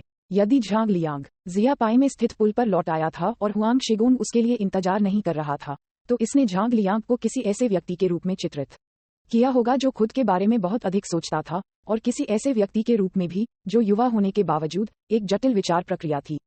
इसी तरह अगर हुआंग शिगोंग इंतजार कर रहा था और झांग लियांग को लौटते हुए नहीं देख रहा था, तो उसने हुआंग शिगोंग को एक मूर्ख के रूप में चित्रित किया होगा जो जिया की तरह मछली पकड़ने का तरीका सीखने की कोशिश कर रहा था, फिर भी किसी भी मछली को पकड़ने में विफल रहा। ये केवल तब था जब झांग लियांग और हुआंग शिगोंग आत्मज्ञान के एक निश्चित स्तर पर पहुंच गए थे और एक दूसरे की अपेक्षित प्रतिक्रिया के बारे में बिल्कुल निश्चित थे कि यह घटना अंततः एक किंवदंती बन गई। अभी की तरह जिया काफी व्यवहारिक था और छात्रों को उनकी क्षमता के अनुसार पढ़ा सकता था, और टिएन शिनहान भी प्रतिभाशाली था और कड़ी मेहनत करने के लिए तैयार था। शिक्षक और छात्र दोनों का एक दूसरे के लिए महत्व था। निश्चित रूप से शिक्षक पृथ्वी पर एक छिपा हुआ विशेषज्ञ है, लेकिन क्या ऐसे भी कई लोग हैं? टिएन शिनहान ने सोचा। Novel USB C omicron M पहले मास्टर शेन की अटकलों से उन्होंने सोचा कि जिया और अन्य कोरिन की पवित्र भूमि के विशेषज्ञ थे, लेकिन जब से वह कोरिन टॉवर पर चढ़े उन्हें एहसास हुआ कि उनके शिक्षक की ताकत वैसी नहीं थी जैसी लग रही थी। इस बीच कामे हाउस में क्रिलिन और ची ने मास्टर रोशी के तहत प्रशिक्षण जारी रखा, और उसी समय एक और व्यक्ति था जो प्रशिक्षण में उनके साथ शामिल हो गया। वह था यामचा। मार्शल आर्ट टूर्नामेंट समाप्त होने के बाद यामचा ने टर्टल स्कूल में भी दाखिला लिया, जबकि गोकू ने मार्शल आर्ट टूर्नामेंट समाप्त होने के बाद आत्मा प्रशिक्षण की सड़क पर पैर रखा, और साथ ही उसने ड्रैगन बॉल रदा लिया जो बुला ने उसे अपने दादा द्वारा छोड़ी गई ड्रैगन बॉल को खोजने के लिए दिया था। ड्रैगन बॉल की सबसे मजबूत किंवदंती अध्याय 315 गैलेक्टिक गश्ती संगठन का विनाश केंद्र आकाशगंगा। गैलेक्टिक पेट्रोल ऑर्गेनाइजेशन के मुख्यालय के पास नीली रोशनी में डूबे 3 व्यक्ति एक साथ इकट्ठा हुए थे। उनमें से प्रत्येक के पास नारंगी बाल, हल्की नीली त्वचा थी और तांबे के रंग की बालियां पहनी थीं। अगर जिया यहाँ होता तो वह निश्चित रूप से उन्हें पहचान लेता। ये 3 जंगिया के साथी गैलेक्सी सोल्जर बुजिन, कोगू और बिडू थे। छोटे और पतले बुजिन ने दूर के तारों वाले आकाश को देखा और कहा, आगे गैलेक्टिक पेट्रोल ऑर्गेनाइजेशन के मुख्यालय का स्थान है। जिस जगह हमारे बॉस को सील किया गया है वह इस स्टारफील्ड में होने की संभावना है। बिडो ने सिर हिलाया और कहा, केंद्र आकाशगंगा में कई आकाशगंगाओं में सबसे छोटा क्षेत्र है और अगर हम इसे इंच दर इंच खोजते हैं तो हम जल्द ही बॉस पा सकते हैं। क्यों परेशान हो, हम सीधे गैलेक्टिक पेट्रोल संगठन के मुख्यालय में चार्ज कर सकते हैं और पिछले 200,000 वर्षों में दिखाई देने वाले ग्रहों के बारे में जानकारी मांग सकते हैं। मुझे विश्वास नहीं है कि उनके पास इसे न देने का साहस है। बड़ी दाढ़ी वाले बिडो ने हंसते हुए जवाब दिया, हाँ, हमें सीधे गैलेक्टिक गश्ती संगठन से पूछना चाहिए। उन तीनों ने बात की और हंसे। गैलेक्टिक गश्ती को अपनी आंखों में नहीं डाला। जिस समय वे बात कर रहे थे और हंस रहे थे, उनके आंकड़े जल्द ही गैलेक्टिक पेट्रोल के रडार की सीमा में दिखाई दिए। अचानक एक तीव्र अलार्म बजा और गैलेक्टिक गश्ती संगठन का पूरा कताई शीर्ष आकार का मुख्यालय अराजकता में फूट पड़ा। चेतावनी, घुसपैठिए अंदर घुस रहे हैं। चेतावनी, घुसपैठिए अंदर घुस रहे हैं। गैलेक्टिक पेट्रोल के योद्धा एक एक करके कार्रवाई में चले गए और तुरंत बुजिन, कोगू और बिडो को रोक दिया। साथ ही उन्होंने तीनों लोगों की ताकत को स्कैन किया। स्कैन से जानकारी तब जल्दी से पास के भाड़े के सैनिकों को प्रेषित की गई थी। ये सबसे बड़ा संकट था जो गैलेक्टिक गश्ती संगठन ने पिछले कुछ वर्षों में सामना किया था। ये पिछली बार की तुलना में अधिक खूनी और क्रूर था जब जिया आया था। जल्द ही तारों से भरे आकाश में अनगिनत बड़े आग के गोले चमक रहे थे। आग की लपटों के बीच एक रीढ़ शिलिंग और डरावना अचानक उठ सकता है, जैसे कि रसातल के एक जानवर ने अपना खूनी मावा खोल दिया हो। किसी भी प्रतिरोध को रखने में सक्षम होने के बिना गैलेक्टिक पेट्रोल के अंतरिक्ष यान की बड़ी संख्या और सहायता प्रदान करने के लिए आए भाड़े के सैनिक विशाल और सुंदर विस्फोट में दफन हो गए। हा, ये कमजोर चींटियां कष्टप्रद हैं। बुजिन कहर बरपाते हुए अहंकार से चिल्लाया। उसके हाथ से निकलने वाले ऊर्जा बम कभी नहीं रुकते और जहां भी वह किसी जीवित प्राणी को देखता वह उसे उनकी ओर फेंक देता। थोड़ी ही देर में उसके हाथों से मरने वाले जीव अनगिनत हो गए। बिडो उदासीन दिख रहा था, उसके चेहरे पर एक हल्की मुस्कान थी। बुजिन, जल्दी से आगे बढ़ो। इन लोगों को खत्म करने के बाद आपको गैलेक्टिक पेट्रोल मुख्यालय में प्रवेश करना चाहिए। ठीक है। बुजिन का आक्रमण और भी बेलगाम हो गया। विशाल क्रिम्सन आग के गोले एक एक करके उठे। वे एक पल के लिए झिलमिलाते रहे, मंद हो गए और फिर उल्का की तरह नीचे गिरने से पहले मृत हो गए। ये बहुत सुंदर था। चलो चलते हैं। यहाँ बाकी बलों का सफाया कर दिया गया है, इसलिए हम मुख्यालय की ओर बढ़ सकते हैं। यह कहने के बाद वे तीनों स्पिनिंग टॉप के आकार के गैलेक्टिक पेट्रोल संगठन में पहुंचे। मुख्यालय के अंदर मधुमक्खी के छत्ते जैसे हेक्सागोनल कमरे में जेलीफिश की तरह गैलेक्टिक किंग घबराहट से आगे पीछे हो रहा था। बाहर की लड़ाई का परिणाम एक तरफा था। स्थिति के बारे में जानने के बाद वह जानता था कि गैलेक्टिक गश्ती एक अभूतपूर्व आपदा का सामना कर रहा था। क्या कोई नहीं है जो उन्हें रोक सकता है? गैलेक्टिक किंग ने असहाय होकर आह भरी। इस बार दिखाई देने वाले दुश्मन बहुत मजबूत थे और यहाँ तक कि गैलेक्टिक गश्ती संगठन में सबसे शक्तिशाली सेनानियों का भी उनके लिए कोई मुकाबला नहीं था। इसके अलावा अब दूर के स्टारफील्ड से किसी भी समर्थन की उम्मीद करना असंभव था, क्योंकि दूर का पानी हाथ में आग नहीं लगा सकता था। इस समय जैको और उसके सिर पर लंबे एंटेना के साथ एक कमांडर गैलेक्टिक किंग के सामने खड़े थे। जैको ने कहा, गैलेक्टिक किंग, अब संकोच करने का समय नहीं है, इसलिए कृपया तुरंत अंतरिक्षयान का उपयोग करना छोड़ दें। जैको और अन्य लोगों द्वारा उपयोग किया जाने वाला अंतरिक्षयान ब्रह्मांड में सबसे उन्नत अंतरिक्षयान था। इसके साथ पूरे ब्रह्मांड को पार करने में केवल 7 दिन लगे। यह अपनी गति के लिए प्रसिद्ध था, जिसके साथ यह आसानी से आधे या 1 वर्ष की इंटरस्टेलर यात्रा को पार कर सकता था। यही कारण है कि गैलेक्टिक गश्ती का संचार कार्य हमेशा सबसे तेज था। यह गैलेक्टिक गश्ती संगठन इस समय ढह नहीं सकता है। गैलेक्टिक राजा ने संकोच किया। एक बार मुख्यालय नष्ट हो जाने के बाद गैलेक्टिक गश्ती संगठन केवल नाम पर मौजूद होगा, और यह भी कितने सदस्य संगठन की सेवा जारी रखने के इच्छुक होंगे। तब तक मुझे डर है कि कॉमर्स एलायंस में वे लोग उत्साहित होंगे। गैलेक्टिक राजा ने उदास होकर कहा। वे नरक कौन है और वे इतने शक्तिशाली क्यों हैं? जैको चमक उठा। उसकी सुनहरी आंखें एक प्रकाश बल्ब की तरह चमक रही थीं। गैलेक्टिक किंग ने आह भरी और कहा, वे लोग गैलेक्सी सोल्जर्स हैं जिन्होंने एक बार पूरी आकाशगंगा को उल्टा कर दिया था और हमारे गैलेक्टिक पेट्रोल संगठन को ग्रह की रक्षा के लिए स्थापित किया गया था, जिसमें उनके बॉस बोजैक को सील कर दिया गया है। बोजैक? जैको उलझन में दिख रहा था। गैलेक्टिक किंग ने कहा, बोजैक एक दुष्ट खलनायक है जिसने 4 प्रमुख आकाशगंगाओं उत्तर, दक्षिण, पूर्व, पश्चिम के माध्यम से यात्रा की थी और उन्हें नष्ट करने का प्रयास किया था। उनकी बड़ी महत्वाकांक्षाएं थीं। इसके अलावा उसने अत्याचार किए जो पूरी आकाशगंगा को खतरे में डालते थे। यहाँ तक कि फ्रॉस्ट दानव जाति द्वारा किए गए पापों की तुलना बाद में उसके साथ नहीं की जा सकती है। फिर 200,000 साल पहले 4 महान कैस ने उसके गंभीर रूप से घायल होने का फायदा उठाया और संयुक्त रूप से उसे आकाशगंगा के अंत में एक ग्रह पर सील कर दिया। 200,000 साल पहले। ये वास्तव में एक लंबा समय है। जैको ने कहा, हाँ, इतने साल बीत चुके हैं, और कितने लोग उसके अस्तित्व के बारे में जानते हैं।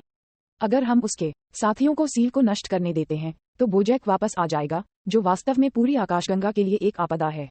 लेकिन हमारे पास उन्हें रोकने की ताकत नहीं है। जैको और उसके बगल के कमांडर ने एक दूसरे को देखा और अचानक आगे बढ़े और गैलेक्टिक राजा को बांध दिया।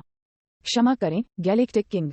गैलेक्टिक गश्ती संगठन जीवित रहने में सक्षम नहीं हो सकता है, इसलिए हमें आपको दूर ले जाना चाहिए। वू कुछ दिनों बाद गैलेक्टिक गश्ती के विनाश की खबर प्रमुख बलों के बीच पारित की गई थी। कुछ लोग खुश थे तो कुछ गम से भरे हुए थे। गैलेक्टिक पेट्रोल के विनाश के लिए लंबे समय से उत्सुक बलों ने केवल जश्न मनाया और खुश किया, जबकि गैलेक्सी की शांति बनाए रखने वाले बलों ने शोक व्यक्त किया। गैलेक्सी के आदेश को अराजकता में फेंक दिया गया था। गैलेक्टिक गश्ती नष्ट हो गया है। जब जिया को ये खबर मिली तो घटना के 10 दिन हो चुके थे।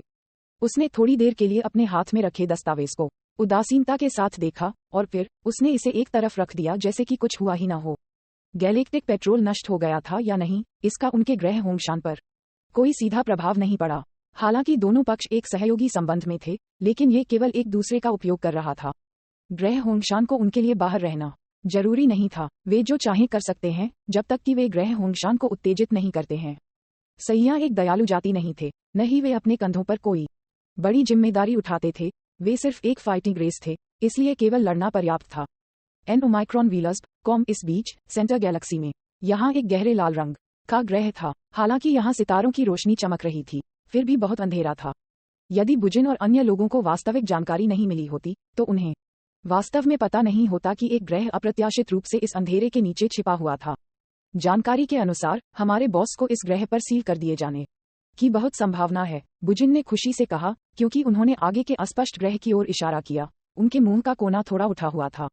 यहाँ एक मुहर है जिसे 4 कैस द्वारा संयुक्त रूप से बनाया गया था, इसलिए हमें इसे तोड़ने के लिए सहयोग करने की आवश्यकता होगी। कोगु ने एक गंभीर अभिव्यक्ति के साथ इसे देखा और कहा। उनका परिवेश धुंधला था और अंतरिक्ष बेहद जटिल था।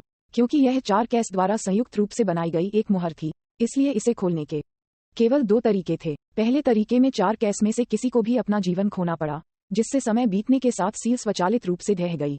दूसरा तरीका ये था कि सील को बलपूर्वक मिटा दिया जाए। बुजिन, कोगु और बिडो के संयुक्त प्रयास से किसी भी ग्रह को नष्ट किया जा सकता है।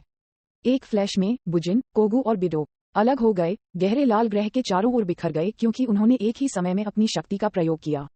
तुरंत एक दूर और शांत लेकिन स्वर्ग को चकनाचूर करने वाली आभा अचानक फूट पड़ी, जिससे आसपास की जगह बेहद अस्थिर हो गई। एक हमला 4 कैस द्वारा बनाई गई सील पर गिरा और शक्तिशाली ऊर्जा बारिश की तरह थी, जिसने लगातार अंतरिक्ष में क्रीच को मिटा दिया। 3 लोगों की शक्ति के साथ गहरे लाल ग्रह एक बड़े सकल में सिकुड़ गए और सील एक खिड़की पर कागज के रूप में पीला और नाजुक हो गया। कुछ ही देर में सील टूट गई। वाह! गहरे लाल ग्रह और भी गहरे हो गए, और फिर यह अचानक रक्त लाल फ्लैश में विस्फोट हो गया। जब मौसम बदल गया, तारों से भरे आकाश में गहरी, एक उदास और ठंडी हवा उठी। ठंडी हवा ने आत्मा को पीछे धकेल दिया, और बर्फ ठंडी और कड़कड़ाती ठंड ने लोगों को कांपने पर मजबूर कर दिया। ड्रैगन बॉल की सबसे मजबूत किंवदंती नॉवेल USV.com अध्याय 316। मेटा साइबामैन जैसे ही सील टूट गई, एक बुरी हवा जमकर चली। तीव्रता में लगातार वृद्धि हुई और एक फ्लैश में पूरा ग्रह खुल गया। एक अंधेरा द्वार दिखाई दिया और धीरे धीरे खुल गया, नरक के प्रवेश द्वार की तरह प्रतीत होता है। और उस क्षण अनगिनत छोटे और काले हाथ उसमें से बाहर निकल आए, जिससे तीखी राक्षसी गर्जना हुई। उसके एक आत्मा को उत्तेजित करने वाली ध्वनि अचानक एक अदृश्य लहर की तरह ब्रह्मांड में प्रसारित हुई, और उसके बाद ग्रह के केंद्र से बदबूदार पदार्थ का एक बड़ा और पिच काला द्रव्यमान बाहर निकल गया। उसी समय ग्रह के केंद्र में हरे कोहरे का एक बड़ा बादल उठा। कोहरा और पिच ब्लैक पदार्थ एक गेंद में एक साथ जुड़ गए, उबलते पानी की तरह दिखाई दिया, और जल्द ही एक आदमी 2 मीटर से अधिक लंबा ब्रह्मांड के तारों वाले आकाश में दिखाई दिया। आदमी ने एक काला हेडस्कार्फ, सफेद पतलून और एक नीला लबादा पहना था। लबादा उसके पैरों के तलवों तक लटक गया, और उसकी कमर पर एक काली बेल्ट बंधी हुई थी, जो स्वतंत्र रूप से लहरा रही थी। जब आदमी दिखाई दिया, तो वह भयंकर और पागल हंसी में फूट पड़ा, और फिर उसने एक ऊर्जा की गेंद नीचे फेंक दी। नीचे का अंधेरा लाल ग्रह तुरंत राख में बदल गया। हा, मैं बोजैक आखिरकार सील को तोड़ चुके हैं। एक बेहद बुरी और हिंसक सीटी की आवाज फैल गई, और पूरी केंद्र आकाशगंगा एक बेचैन वातावरण में डूब गई।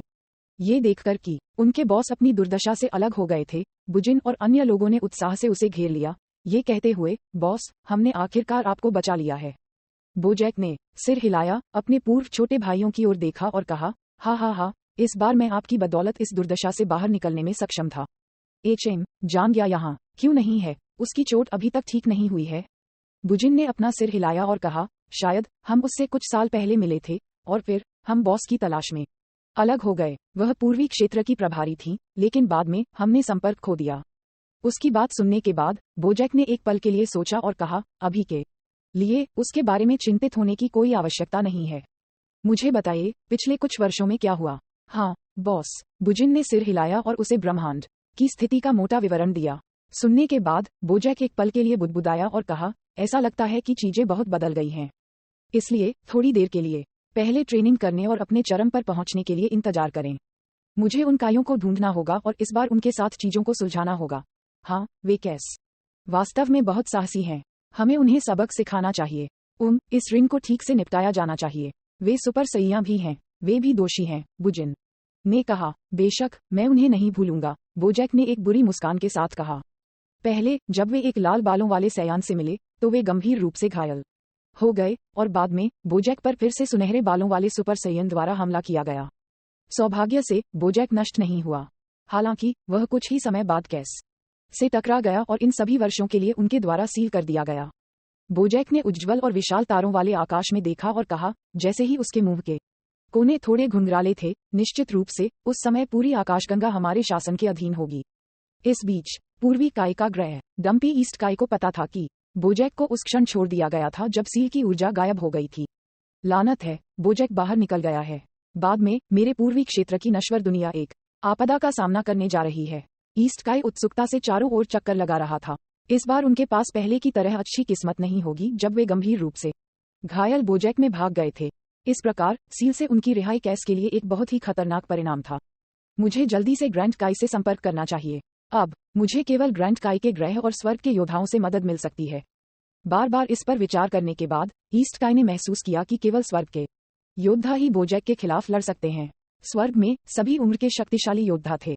इन योद्धाओं ने अपने जीवन काल के दौरान महान गुण प्राप्त किए थे और वे स्वर्ग में प्रशिक्षित करने के लिए अपने भौतिक शरीर को रखने में सक्षम थे।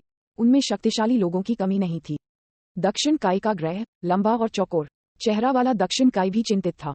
पश्चिम काय के ग्रह वेस्ट काय एक मोनोकल पहने हुए ग्रैंड काय से भी संपर्क करना शुरू कर दिया। उत्तरी काय का ग्रह उत्तरी काय, जिसने विनाश के देवता बीरस के ग्रह वेगेटा पर प्रकट होने के बाद से नश्वर दुनिया को फिर कभी नहीं देखा, सील टूटने से ऊर्जा से जाग गया। अया, ये क्या हो रहा है? उसकी सील कैसे तोड़ी जा सकती थी? उत्तरी काय चौंक गया और फिर उसने नश्वर दुनिया का निरीक्षण करने के लिए अपने एंटेना का इस्तेमाल किया। हालांकि उत्तरी क्षेत्र में हुए परिवर्तनों ने उसे स्तब्ध कर दिया। ओह, फ्रीजा कहाँ है? और राजा ठंडा स्लग, उनकी सेनाएं इतनी बदल कैसे गईं? वह है, केवल फ्रीजा अभी भी जीवित है। क्या वे बीरस सामा द्वारा मारे गए थे? लेकिन अगर बीरस सामा ने उन्हें मार डाला तो उसने उस फ्रीजा को भी क्यों नहीं मारा? उत्तरी काय हैरान था। वास्तव में उन्हें नहीं पता था कि इनमें से अधिकांश लोग जिया द्वारा मारे गए थे, जबकि चारों कैस उत्सुकता से गोलों में घूम रहे थे। पूर्वी क्षेत्र के दूर के तारों वाले आकाश में एक निबुला से ढका क्षेत्र बिग गेट स्टार के केंद्रीय प्रयोग क्षेत्र के अंदर विशाल खेती के कंटेनरों में पन्ना हरा आधा जैव और आधा यांत्रिक साइबामैन लगातार बाहरी दुनिया से ऊर्जा प्राप्त कर रहे थे। 10,081 खेती के कंटेनरों को बड़े करीने से व्यवस्थित तरीके से व्यवस्थित किया गया था। पन्ना मेटा साइबामैन लगभग बन गया था। उनकी उपस्थिति से वे वास्तव में फ्रीजा के अंतिम राज्य के समान थे। सर मैनुअल, इन मेटा साइबामैन को जल्द ही खेती की जाएगी, माउंट ने बड़े उत्साह के साथ बताया। मैनुअल मुस्कुराया और कहा, इन सैबामैन की ऊर्जा कैसी है और क्या आप गारंटी दे सकते हैं कि वे पूरी तरह से आज्ञाकारी होंगे? मुंदर ने अपनी छाती थपथपाई और आश्वासन दिया, कृपया आश्वस्त रहें सर।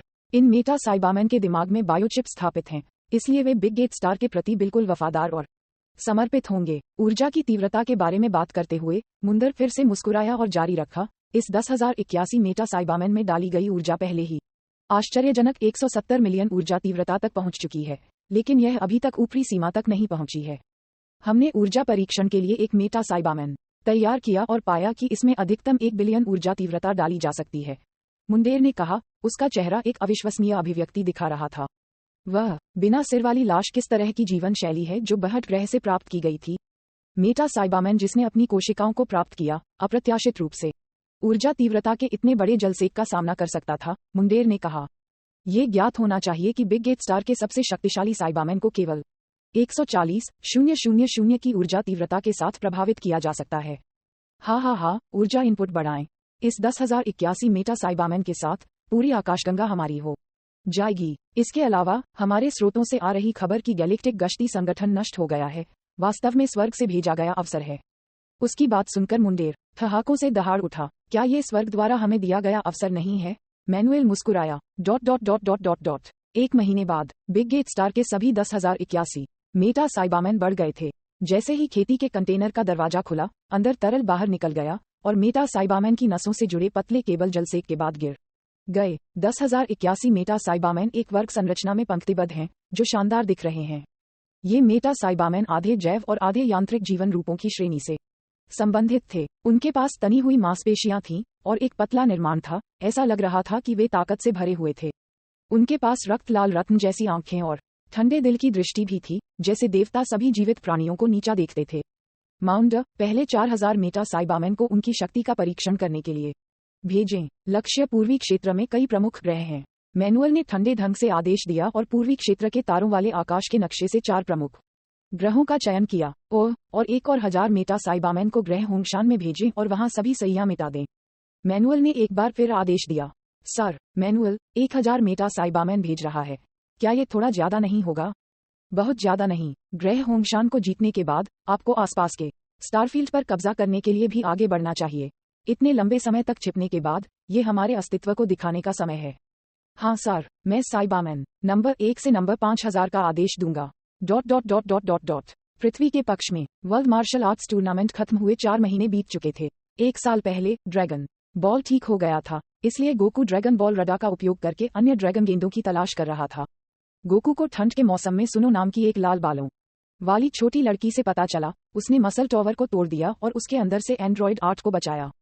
हालांकि उन्होंने अनजाने में रेड रिबन आर्मी को नाराज कर दिया और गोकू पर ड्रैगन गेंदों को लक्षित करने वाली साजिशों की एक श्रृंखला शुरू हो गई। नतीजतन गोकू के पास इस समय ड्रैगन बॉल रडा पर नुकसान के कारण बुला से मदद लेने के लिए वेस्ट सिटी जाने के अलावा कोई विकल्प नहीं था।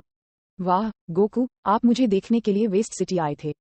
बुला ने खुशी से गोकू का स्वागत किया और फिर गर्व से अपने नए आविष्कार को दिखाया। यह क्या है? गोकू ने बुल्मा की कलाई पर घड़ी की ओर इशारा किया।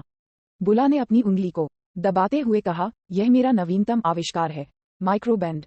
फिर वह गोकू के सामने इसका परीक्षण करने के लिए आगे बढ़ी और अचानक माइक्रोबैंड को सक्रिय करने के बाद बुला एक मुट्ठी के आकार तक सिकुड़ गई। ड्रैगन बॉल की सबसे मजबूत किंवदंती अध्याय 317 ग्रह होंगशान पर हमला। गोकू उत्सुकता से देख रहा था कि बुल्मा प्लास्टिक की मूर्ति के आकार तक सिकुड़ गई है। उसने अपना हाथ बढ़ाया और उसे अपनी हथेली में निचोड़ते हुए पकड़ लिया। वह वास्तव में छोटी हो गई है। मुझे जाने दो, अगर तुम इतनी जोर से निचोड़ोगे तो तुम मुझे मार डालोगे, बुला गुस्से में बोली। गोकू मुस्कुराया और अपना हाथ छोड़ दिया। बुला ने माइक्रोबैंड को निष्क्रिय कर दिया और अपने मूल आकार में ठीक हो गई और फिर वह एक प्रकट पोशाक में बदल गई। चूंकि तुम यहाँ हो, मुझे तुम्हारे लिए एक अच्छी दावत तैयार करनी होगी। इसके बाद मैं ड्रैगन गेंदों को खोजने के लिए आपके साथ जाऊंगा। तुम भी जाना चाहते हो? बेशक, मैं अकेले घर पर रहकर मौत से ऊब गया हूँ। उसके बाद बुल्मा की माँ ने अपने हाथों में फलों के रस के साथ गोकू का गर्मजोशी से स्वागत किया। तो ये गोकू है जिसका उल्लेख बुला अक्सर करता है। क्या आप बुल्मा के प्रेमी बनना चाहते हैं? माँ, तुम क्या कह रही हो? बुल्मा ने अपनी माँ पर चिल्लाया। डॉक्टर ब्रीफ भी पास आए और मुस्कुराते हुए बोले, बुला इतनी भयंकर है कि भविष्य में उसे कोई नहीं चाहेगा। आपको इसकी परवाह करने की जरूरत नहीं है। गोकू, हम ड्रैगन गेंदों की तलाश करने जा रहे हैं। अपने माता पिता को अब और बर्दाश्त नहीं कर पा रही बुला ने गोकू को बैकपैक के साथ घर से बाहर खींच लिया। गोकू डॉक्टर ब्रीफ को देखकर मुस्कुराया और फ्लाइंग निम्बस को बुलाया, जबकि बुल्मा एक बार फिर सिकुड़ गया और उसके कॉलम में छिप गया। यदि आप इस बार ड्रैगन बॉल इकट्ठा करते हैं तो एक सुंदर महिला की कामना करना और उसे वापस लाना याद रखें। डॉक्टर ब्रीफ अपने मुंह के कोनों से लटकते हुए सिगरेट के साथ चिल्लाया। बहुत हो गया, बेशर्म बूढ़ा आदमी। जवाब में बुल्मा ने डांट लगाई। जैसे ही गोकू और बुला फ्लाइंग निम्बस पर बैठे थे, गोकू मुस्कुराया और कहा, आपके माता पिता वास्तव में दिलचस्प हैं। उद्धरण चिन्ह ... अब 1 साल बाद गोकू और बुला एक बार फिर ड्रैगन गेंदों को खोजने के लिए एक यात्रा पर निकल पड़े। उन्होंने पानी के नीचे तंत्र के माध्यम से चार्ज किया और एक ऐसी जगह में प्रवेश किया जहां समुद्री डाकुओं ने कुछ खजाने छिपाए थे। वहां पहले से ही एक भाग्य जमा हो गया था और बाद में वे दुनिया के नंबर 1 हत्यारे मर्केनरी ताओ से मिले, जिसे गोकू ने आसानी से हरा दिया। बाद में गोकू ने उपा के पिता बोरा से कोरिन टॉवर की किंवदंती के बारे में सुना और अस्पष्ट रूप से याद किया कि मास्टर रोशी ने भी उसे इसकी याद दिलाई थी, इसलिए वह कोरिन से पॉइंटर्स प्राप्त करने के लिए कोरिन टॉवर पर चढ़ गया। रेड रिबन आर्मी को नष्ट करने के बाद गोकू ने बुला को वापस स्कूल भेज दिया, जबकि वह खुद अकेले अपने प्रशिक्षण पर आगे बढ़ा। होंगशान ग्रह जिया ने टिएन शिनहान को मार्शल आर्ट के कई महीनों का अनुभव देने के बाद उन्होंने टिएन शिनहान को खुद से प्रशिक्षित करने के लिए भेजा, जबकि वह खुद शिलिंग और मायस के साथ ग्रह होंगशान लौट आए। पृथ्वी पर अपने समय के दौरान जिया ने बेहोश होकर महसूस किया कि वह पहले ही सुपर सैयान 2 की बाधा को छू चुका था। हालांकि उन्हें नहीं पता था कि वह वास्तव में कब सफलता प्राप्त करेंगे, इसलिए वह ग्रह होंगशान में लौट आया, इस पर पूरी तरह से ध्यान केंद्रित करने का इरादा किया। उन्होंने प्रशिक्षण पर पूरी तरह से ध्यान केंद्रित करने और अंततः एक सफलता बनाने के लिए प्रशिक्षण वातावरण का उपयोग करने की योजना बनाई। उन्होंने कहा, सुपर सैया परिवर्तन सामान्य राज्य पर ताकत थोपने की एक प्रक्रिया है। शक्ति अध्यारोपण बढ़ने से शरीर पर बोझ बढ़ेगा। एक मजबूत शरीर के बिना बलपूर्वक सुपर सैया में बदलने से सीधे परिवर्तन के क्षण में शरीर ढह जाएगा। जिया इस बात को साफ साफ समझ गया था। सैद्धांतिक रूप से 100,000 से अधिक बैटल पावर वाले सैयन के पास पहले से ही सुपर सैयन में बदलने की योग्यता थी, लेकिन वास्तव में सफलता हासिल करने के लिए अक्सर 3 मिलियन बैटल पावर की आवश्यकता होती थी। यह न्यूनतम स्थिति थी जिसके तहत अत्यधिक क्रोध ने उत्प्रेरक के रूप में काम किया। जिया समझ गया कि अगर वह सुपर सैयान 2 में प्रवेश करना चाहता है तो उसे अपने शरीर को और मजबूत करने की आवश्यकता है। इसका कारण ये था कि मूल रूप से चाहे वह सुपर सैया 2 हो या सुपर सैया 3, वे सभी केवल सुपर सैयान क्षेत्र की निरंतरता थे। उन्हें एक ही चरण के रूप में माना जा सकता है, लेकिन वे शक्ति के प्रवर्धन में कुछ अलग थे।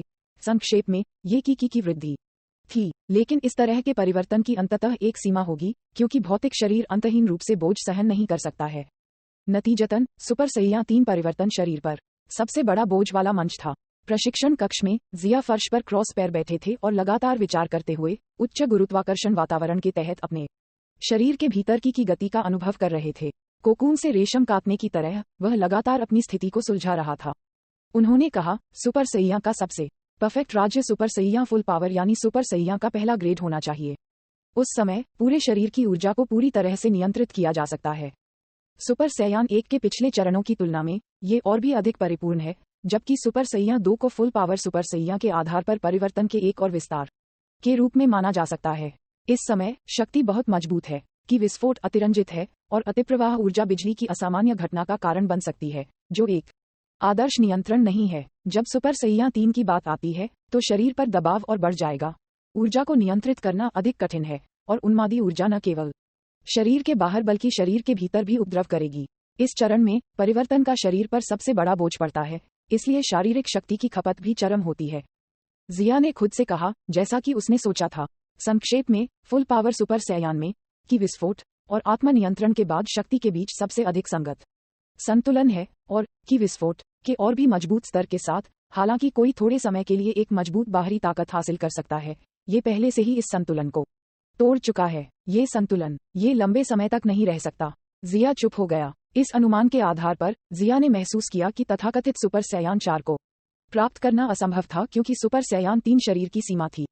यदि एक अधिक अतिरंजित परिवर्तन सक्रिय किया गया था तो शरीर सीधे परिवर्तन के क्षण में ढह जाएगा। जब तक सुपर सैयान 4 जीटी में गोरिल्ला की तरह एक अन्य प्राणी में विकास नहीं था। लेकिन क्या इसे एक विकास माना जा सकता है या पीछे की ओर बढ़ना माना जा सकता है, कोई भी नहीं कह सकता है। भविष्य के उन्नयन में सुपर सैयान के परिवर्तन की अंततः एक सीमा होगी। तब तक सामान्य राज्य ताकत बढ़ाने का एकमात्र तरीका होगा। लेकिन क्या होगा अगर सामान्य राज्य में वृद्धि भी एक सीमा तक पहुंच जाती है? जिया ने आह भरी। एक सुपर सैयान के शक्तिशाली बनने के लिए केवल 2 तरीके थे। एक उनके परिवर्तन को उन्नत करना और एक नई परिवर्तन स्थिति विकसित करना था, लेकिन आधार परिवर्तन द्वारा लाए गए दबाव का सामना करने में सक्षम होना था। जबकि दूसरा तरीका सामान्य अवस्था में ताकत बढ़ाना था, और जब दोनों अपनी सीमा तक पहुंच जाते हैं तो भौतिक शरीर को बस बढ़ाना असंभव होगा। Novel USB com. लेकिन जिया को जिस बात ने असहज कर दिया वह ये था कि सुपर सैयान बनने के बाद उन्होंने पाया कि सामान्य राज्य का सुधार धीमा और धीमा हो रहा था। एक उदाहरण के रूप में मूल कार्य में गोकू के परिवर्तन को लें। चाहे वह शुरुआत में सुपर सैयान 1 हो या बाद में सुपर सैयान 2 या 3, उन्होंने मूल रूप से परिवर्तन की स्थिति को तोड़कर अपनी ताकत में सुधार किया, और उन्होंने सुपर सैयान 3 प्राप्त करने तक सामान्य अवस्था के तहत लगातार कई बार ताकत लगाए। धीरज की समस्या के कारण उच्च कई परिवर्तनों को और विकसित करना असंभव था, जबकि सामान्य राज्य के तहत उनकी युद्ध शक्ति में वृद्धि बेहद धीमी थी। अब जिया उसी समस्या का सामना कर रहा था। सामान्य राज्य में उनकी युद्ध शक्ति में बहुत कम सुधार हुआ था। चलो इसे अभी के लिए अकेला छोड़ दें। मुझे इसे तब तक बंद कर देना चाहिए जब तक कि मैं सुपर सैया 2 में तब्दील नहीं हो जाता। जिया ने अपनी चिंताओं को दूर किया। वर्तमान में उनके पास अभी भी सुधार के लिए बहुत जगह थी, इसलिए सुपर सैया 3 के बाद के चरणों को कुछ समय के लिए स्थगित किया जा सकता है। एक गंभीर कसरत के बाद जिया अपने कंधों पर एक तौलिया लपेटकर बाहर आया और देखा कि चालिन और गार्डियन कॉर्प्स के कई वरिष्ठ अधिकारी उसके घर पहुंचे थे। सर जिया, ये प्लेनेट होंगशान के सैयान का डेटा है। चालिन ने दस्तावेजों का एक ढेर निकाला और सम्मानपूर्वक कहा। जिया ने दस्तावेजों को पलट दिया और हाल के वर्षों में ग्रह होंगशान के सैयान की समग्र स्थिति को नोट किया। अब ग्रह होंगशान पर 30,240 सैयान थे, जिनमें ज्यादातर बच्चे शामिल थे। यह वर्षों से महिला सैयन के योगदान के लिए धन्यवाद था। 30,240 सैया में से उनमें से 28,108 साधारण योद्धा थे, 2,100 एलीट योद्धा थे, 28 सुपर योद्धा थे और 4 सुपर सैया थे। 12 साल पहले की तुलना में ग्रह होंगशान की ताकत कई गुना बढ़ गई थी। ओह, वैसे क्या बिग गेट स्टार के लोग हाल ही में यहाँ आए थे? जिया ने पूछा। हाँ, लेकिन उन्हें हमारे द्वारा भेज दिया गया था। जिया ने गंभीर स्वर में कहा। बाहर सैयान पर ध्यान देने दें क्योंकि ये तकनीकी सभ्यताएं कुछ हद तक बहुत भयावह हैं। गेरो ऑफ अर्थ द्वारा विकसित एंड्रॉइड्स, फीदेया लोगों द्वारा बनाए गए प्राचीन योद्धा, गैलेक्सी सोल्जर्स और मूल काम में बिग गेट स्टार द्वारा बनाए गए मेटाकूलर में औसत सुपर सैयान की तुलना में अधिक ताकत थी और उनसे निपटना भी बहुत मुश्किल था। इस समय बूम, अचानक ग्रह होंगशान कांप गया और झटके के बाद केतली उबलने जैसी तेज आवाज आई। फिर लाल काले रंग के ग्रह की सतह पर अचानक एक चमकदार प्रकाश स्थान उभरा। क्या हुआ सर? ग्रह होंगशान को बाहरी ताकतों से हमले मिले हैं और अज्ञात ऊर्जा स्तर वाले कई जीवन रूप ग्रह पर उतरे हैं। गार्जियन कोर और विशेष युद्ध स्क्वाड्रन के सदस्यों को पहले ही भेजा जा चुका है, लेकिन वे उनके लिए एक मैच नहीं हैं। जल्द ही किसी ने खबर दी। जिया का चेहरा तुरंत ठंडा हो गया और उसकी पिच काली आंखों में एक ठंडी रोशनी चमक उठी क्योंकि उसने सभी दिशाओं में एक भयावह आभा दिखाई। लूथर फ्रॉस्ट दानव ने इतने साल पहले ग्रह होंगशान पर आक्रमण करने के बाद अभी भी कोई है जो ग्रह होंगशान पर फिर से हमला करने की हिम्मत करता है। वे वास्तव में जीने से थक गए होंगे। चालिन और अन्य अधिकारी भी आक्रोश से भर गए। चालिन, योद्धाओं को ऑल आउट लड़ाई के लिए तैयार होने के लिए कहो। हाँ, ग्रह होंगशान की सेनाएं जल्दी से जुटाई गईं। जिया, शिलिंग, मायज, जंगिया, बाडोक और अन्य सभी अग्रिम पंक्ति में चले गए। जब उन्होंने घुसपैठियों को दूर से देखा तो जिया के सुंदर चेहरे ने एक आश्चर्यजनक अभिव्यक्ति दिखाई। उन्हें घुसपैठियों की पहचान के बारे में पहले से ही एक अस्पष्ट अनुमान था। क्या ऐसा है? हूश। उनकी दृष्टि की रेखा स्पष्ट हो गई। एक हरे रंग की आकृति एक पहाड़ी ढलान पर खड़ी थी, जो आसपास के सैयों पर बेरहमी से अपनी आंखें पूंछ रही थी। उनके पास एक उज्ज्वल पन्ना हरे रंग का धातु शरीर था, जिसकी उपस्थिति कुछ हद तक फ्रीजा के समान थी। ड्रैगन बॉल की सबसे मजबूत किंवदंती अध्याय 318। मेटाकूलर। ये है मेटाकूलर। जैसे ही उसे दुश्मन की उपस्थिति पर स्पष्ट नजर मिली, जिया की पुतलियां अचानक सिकुड़ गईं और उसका चेहरा उदास हो गया। उन्होंने आगे के आक्रमणकारियों की ओर इशारा किया और कहा, यह मेटाकूलर है। ऐसा लगता है कि इसके पीछे बिग गेट स्टार का हाथ है। लेकिन क्या कूलर पहले से ही मर चुका है? कूलर का नाम सुनकर मायस चौंक गए। क्या यह वह आदमी नहीं है जिसे मैंने कुचलकर मार डाला था? क्या वह मेरी तरह जैव योद्धा है? जांगिया को दिलचस्पी थी। हाँ, जिया ने पुष्टि की। जिया मेटाकूलर को भी आकार दे रहा था जो मूल काम में एक से अलग था। इन मेटाकूलर में कोई आत्मा जागरूकता नहीं है। वे चिप्स के माध्यम से नियंत्रित मेटा साइबामैन हैं। असली कूलर लंबे समय से जांगिया द्वारा मारा गया है। ये मेटाकूलर केवल कूलर की बाहरी उपस्थिति वाली मशीनों को मार रहे हैं। जिया का दिल एक उज्ज्वल दर्पण की तरह था और फिर उन्होंने मेटाकूलर की ऊर्जा तीव्रता का निरीक्षण करने के लिए गुप्त कौशल स्पिरिट आई का उपयोग करने की कोशिश की। सौभाग्य से बिग गेट स्टार के साइबामैन आधे जैव और आधे धातु थे, इसलिए स्पिरिट आई गुप्त कौशल अभी भी प्रभावी था। Meta saibaman battle power 1 billion. उनकी ताकत कमजोर नहीं थी। इसके बजाय वे वास्तव में कूलर की तुलना में मजबूत थे। हर कोई सावधान रहो। इन लोगों के पास 1 बिलियन बैटल पावर है। हर सैयान को पीछे हटने के लिए कहें, जिया ने जानकारी देते हुए नाराजगी जताई। बाडोक और अन्य सभी बहुत आश्चर्यचकित थे। 1 अरब युद्ध शक्ति। केवल जिया, जांगिया और फ्यूजन मेलिंगॉन प्लेनेट होंगशान के पास उनसे लड़ने की योग्यता थी, जबकि सुपर सैयान बाडोक और बाकी के पास लड़ाई में भाग लेने के लिए पर्याप्त ताकत नहीं थी। जल्दी से सभी सैयां वापस आ जाते हैं। जिया, जंगिया, शिलिंग और मायज ने आगे कदम बढ़ाया। उन्होंने कहा, हमें उनसे जल्द निपटना होगा क्योंकि उनकी संख्या बहुत अधिक है। हम कई लोगों के लिए जिम्मेदार हैं, इसलिए हम उन्हें ग्रह को बहुत अधिक नुकसान नहीं पहुंचाने दे सकते। हाँ, ये केवल 1 अरब ऊर्जा है, वे खिलौनों से ज्यादा नहीं है, जंगिया ने तिरस्कारपूर्ण ढंग से कहा। जिया ने उसे ठंडी नजर से देखा और जंगिया ने समझदारी से अपना मुंह बंद कर लिया। उसके बाद उनकी आभा फूट गई, जिससे एक सर्पिल वायु प्रवाह बढ़ गया, जिससे आकाश में बादल समुद्र की लहरों की तरह बढ़ गए। एक सुनहरी आग से घिरा जिया की भव्य आभा और भी शक्तिशाली हो गई। ये फुल पावर सुपर सैयान पर आधारित था, जिसकी हरी आंखें शीतलता से भरी थीं। हुआलाला मीलिंग, जो शिलिंग और मायस का एक सम्मिलन था, वह भी सुपर सैयान में बदल गया। वाह, तुम दोनों बहुत शक्तिशाली हो गए हो, जांगिया ने कहा। एक जैव योद्धा के रूप में उसके पास बदलने की क्षमता नहीं थी। उसके शरीर के कार्य ने उसे इस तरह प्रतिबंधित कर दिया कि वह मजबूत नहीं बन सका। वह जिया और मेलिंग की विस्फोटक ताकत से ईर्ष्या कर रही थी। मेटा कूलर अभिव्यक्तिहीन थे, उनके पास कठोर भाव थे, लेकिन उनके धातु चमकदार चेहरे एक भयानक ठंड का खुलासा करते थे। उनके दिमाग में युद्ध कौशल के अलावा उनके सभी विचारों को बिग गेट स्टार के केंद्रीय कंप्यूटर द्वारा नियंत्रित किया गया था। नोवेल यूएसबी कॉम रोर, एक क्रूर जानवर की तरह मेटा कूलर ने भेदी दहाड़ को बाहर निकाला। उसके हाथ की एक लहर के साथ चमकदार ऊर्जा के एक बड़े विस्तार ने आकाश में एक विशाल गोला बनाया और अगले सेकंड आश्चर्यजनक शक्ति जिया और अन्य लोगों की ओर दौड़ गई। इसका सामना करते हुए जिया और अन्य लोगों ने व्यंग्य किया और लापरवाही से अपनी बाहों को हिलाया, जिससे ऊर्जा की गेंद उड़ गई। यदि वे एक साधारण ग्रह पर लड़ रहे थे, तो उत्सर्जित ऊर्जा ने आसपास के इलाके को तुरंत तबाह कर दिया होगा, इसे खड्डों में बदल दिया होगा और विशाल पर्वत चोटियों को महासागर बनने का कारण भी बना दिया होगा। हालांकि ये ग्रह होंगशान था और शेरोन द्वारा मजबूत होने के बाद ग्रह का स्थायित्व असाधारण रूप से मजबूत हो गया।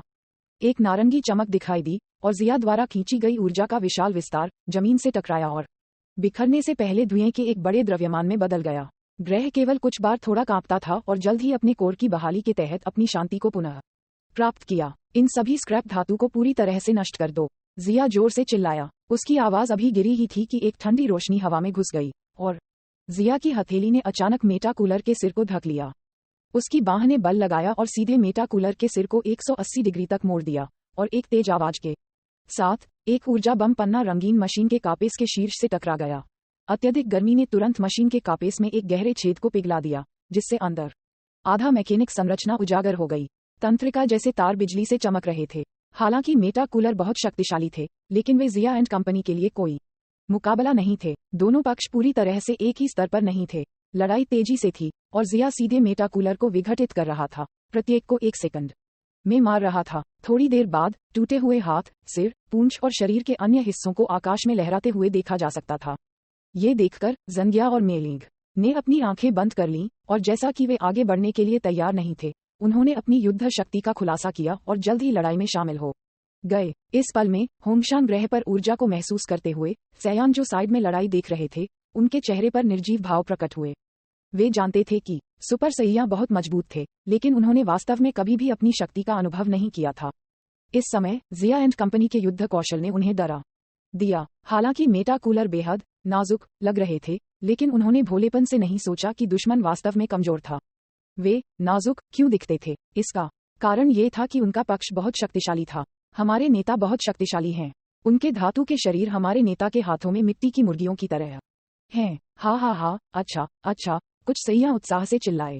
धुंधली आकृतियां होंगशान ग्रह पर हर जगह दिखाई दी, हवा बादलों को उत्तेजित करते हुए और गहरी और दबी हुई आवाजें पैदा करती हैं। हर बार जब वे टकराते थे, तो अंतरिक्ष चमकदार चमक के साथ विस्फोट करता प्रतीत होता था। जब जिया और अन्य लोगों ने हमला किया, तो हर जगह सैयान भी निर्देशों के अनुसार सुरक्षित स्थानों पर पीछे हट गए। मेटा कूलर की संख्या कम हो रही थी। इस समय मेटा कूलर को कोर बॉडी से निर्देश प्राप्त हुए थे और उनमें से बड़ी संख्या में एक ही समय में काम किया और जिया और अन्य लोगों की ओर विभिन्न दिशाओं से तेजी से इकट्ठा हुए। अचानक आकाश और भूमि मेटा कूलर के सिलहूट से भर गई, जो एक विशाल हरे क्षेत्र की तरह दिख रही थी। आकाश में हर जगह फैले हुए कई मेटा कूलर ने एक मजबूत दृश्य प्रभाव पैदा किया। शायद ग्रह होंगशान पर आक्रमण करने वाले मेटा कूलर की संख्या 1000 से कम नहीं है। अंत में बिग गेट स्टार ने कितने मेटा कूलर बनाए? जिया का शांत चेहरा उसके दिल में आश्चर्य को कवर नहीं कर सका। ये मेटा कूलर उनके लिए कोई परेशानी पैदा नहीं कर सकते थे, क्योंकि वे ग्रह होंगशान पर थे। हालांकि ग्रह होंगशान को छोड़कर आकाशगंगा में कोई भी ग्रह नहीं था जो मेटा कूलर के हमले का सामना कर सकता था। बिग गेट स्टार की महत्वाकांक्षाएं काफी स्पष्ट थीं। वे पूरी आकाशगंगा पर राज करना चाहते हैं। आओ, गर्जना की लहरें बह निकलीं। ऐसा लगता है कि मेटा कूलर नाराज हो गए थे। केंद्रीय चिप के निर्देशों के तहत मेटा कूलर कोर ने एक पूर्ण पैमाने पर हमला किया। कुछ समय के लिए आकाश में प्रकाश की किरणें झिलमिलाती थीं और अत्याचारी आभा 10,000 मुहर वाले घोड़ों की तरह थी। हर आभा एक ग्रह के अस्तित्व को खत्म करने के लिए पर्याप्त शक्तिशाली थी। जिया ने उन्हें तिरस्कार की दृष्टि से देखा और मीलिंग और जांगिया के साथ मिलकर उसी समय हमला किया। वे कूद गए और तुरंत प्रकाश की सुनहरी और सफेद किरणों में बदल गए, खुद को विशाल और शक्तिशाली सेना में फेंक दिया। मेटा कूलर के व्यवस्थित गठन के बीच कुछ अस्पष्ट आकृतियां आगे पीछे घूम रही थीं, क्योंकि युद्ध के ढोल पर दो मुठियों की तरह गहरी और दबी हुई आवाजें सुनाई दे रही थीं, और साथ ही क्रूर जानवर जैसी दहाड़ गड़गड़ाहट के साथ मिश्रित हो रही थी। राज्य राज्य राज्य में से कई हरे और चमकदार धातु के शरीर हिल गए और पतंग की तरह गिर गए जिसकी डोर काट दी गई थी। अपने पूरी ताकत के हमलों के तहत और सिर्फ एक मुक्के और एक किक के साथ 3 चुस्त लोग एक भारी रोलर मशीन बन गए थे, क्योंकि जो कुछ भी उनका रास्ता रोकने की हिम्मत करता था वह पीस जाता था और टूट जाता था। मेटा कूलर को तब तक पीटा गया जब तक कि उनके पास वापस लड़ने की कोई शक्ति नहीं थी। 1000 मेटा कूलर सेना जल्दी से टूट गई थी। धातु के शरीर नष्ट होने के बाद टूटे हुए अंग हल्की बूंदाबांदी की तरह आकाश से गिर गए और जल्द ही नीचे एक हरे रंग का धातु कचरा ढेर बन गया। ड्रैगन बॉल की सबसे मजबूत किंवदंती अध्याय 319 शक्तिहीन पूर्वी काई ग्रह होंगशान पर मेटा साइबामैन का आक्रमण जल्दी से जिया, मेलिंग और जांगिया के भारी उन्मूलन के साथ रुक गया। लेकिन यह अंत का संकेत नहीं था, क्योंकि बिग गेट स्टार के कार्यों ने पहले से ही जिया को नाराज कर दिया था। अब एक और अधिक हिंसक जवाबी हमला होने जा रहा था। जैसे जैसे लड़ाई समाप्त हुई, भयावह ऊर्जा भी कम हो गई। इस समय ग्रह के नाभिक के अंदर संरक्षक तंत्र ने अपना प्रभाव प्रदर्शित करना शुरू कर दिया।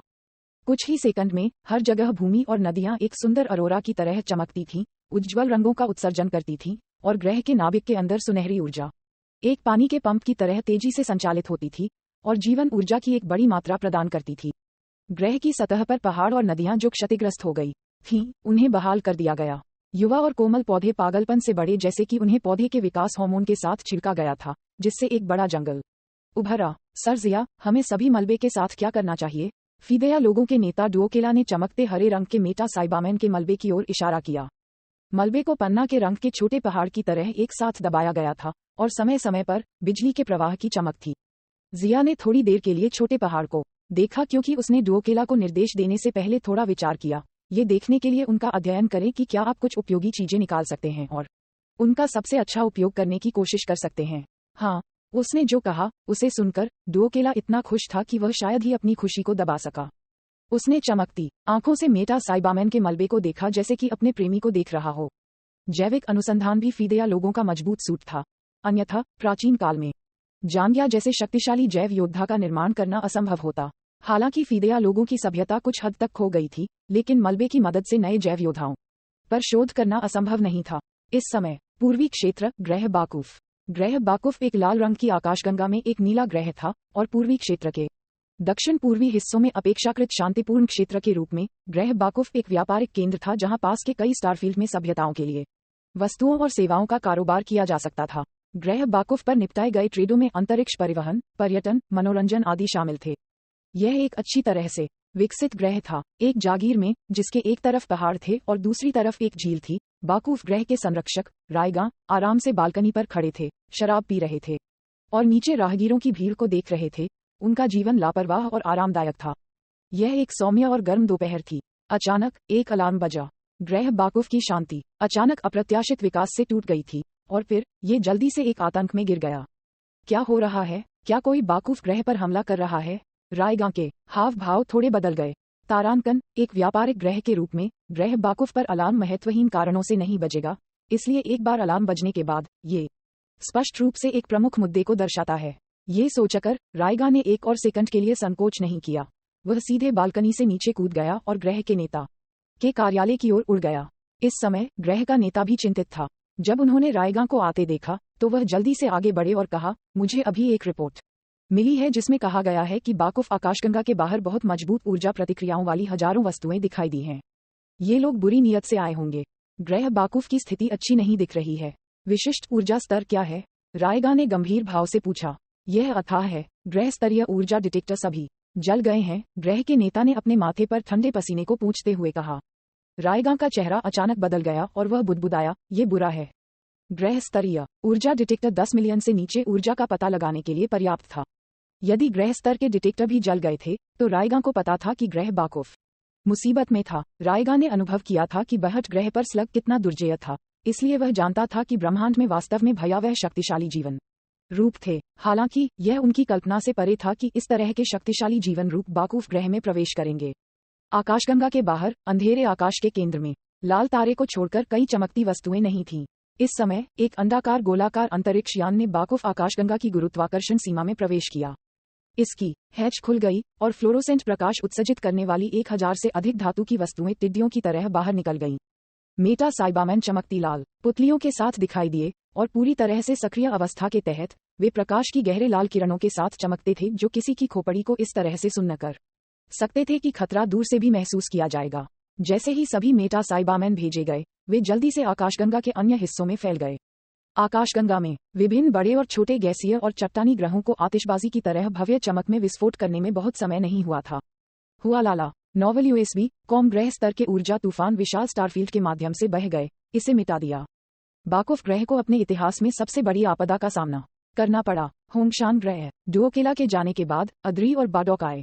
इस बार बिग गेट स्टार के प्लेनेट होंगशान पर आक्रमण ने उन्हें काफी नाराज कर दिया था। हम सयान ने कई वर्षों से कार्रवाई नहीं की है, इसलिए पहले से ही बहुत सारे ग्रह हैं जो हमारे क्रूर पक्ष को भूल गए हैं। इस बार हमें पलटवार करने की जरूरत है। आद्री का काला चेहरा गुस्से से भरा हुआ था, उसकी आंखें जंगल से एक क्रूर जानवर की तरह एक भयानक रोशनी निकाल रही थीं। हाँ, बिग गेट स्टार गलत नहीं है क्योंकि वे महत्वाकांक्षी हैं। वे गलत हैं क्योंकि उनके पास निर्णय की कमी है और उन्होंने हम पर हमला किया। जिया ने अद्री और बाडोक की प्रतिक्रिया देखी और सिर हिलाते हुए कहा, मैं बिग गेट स्टार को कीमत चुकाने दूंगा, लेकिन इससे पहले बाहर के सभी सैयां वापस आ जाएं और थोड़ी देर के लिए अपनी ताकत बढ़ाएं।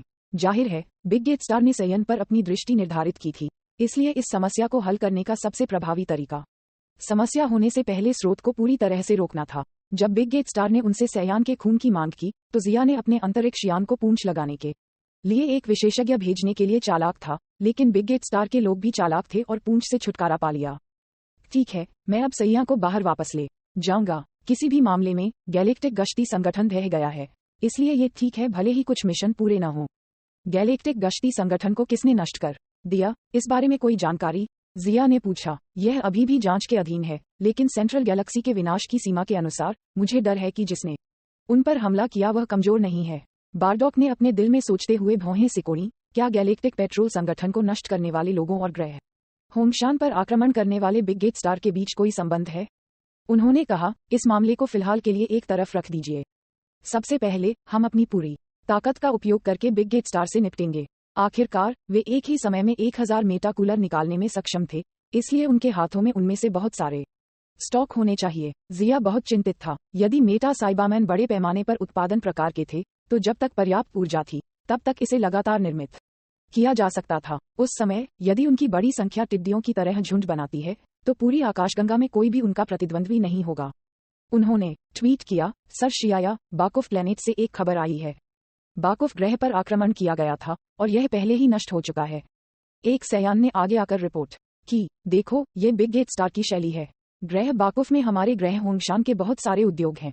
मुझे लगता है कि यह अभी भी समाप्त नहीं हुआ है। हो सकता है कि और भी ग्रह हों जिन पर हमला किया जाए। ... पूर्वी काय का ग्रह। फिलहाल ईस्ट काय इतने गुस्से में थी कि वह कांप रही थी।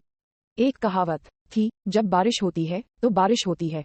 बोजैक के सील से बाहर निकलने के बाद उसके अधिकार क्षेत्र के तहत पूर्वी क्षेत्र पर भी मेटा साइबामैन द्वारा हमला किया गया था। लानत है बिग गेट स्टार, उनकी हिम्मत कैसे हुई? ये मेटा साइबामैन फ्रॉस्ट दानवों के जीन के साथ बनाए गए होंगे। वे बिल्कुल कूलर की तरह दिखते हैं। पूर्वी क्षेत्र में उभरी स्थिति के बारे में पूर्वी काय थोड़ा उदास था और कुछ हद तक शक्तिहीन भी था। एक कूलर ने पहले ही उसे शक्तिहीन महसूस कराया था और इस बार नश्वर दुनिया में एक से अधिक मेटा कूलर दिखाई दिए थे।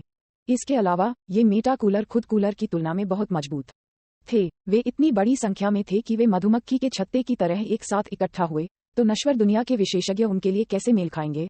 ऐसा लग रहा था जैसे दुनिया की संतुलित व्यवस्था टूट गई हो।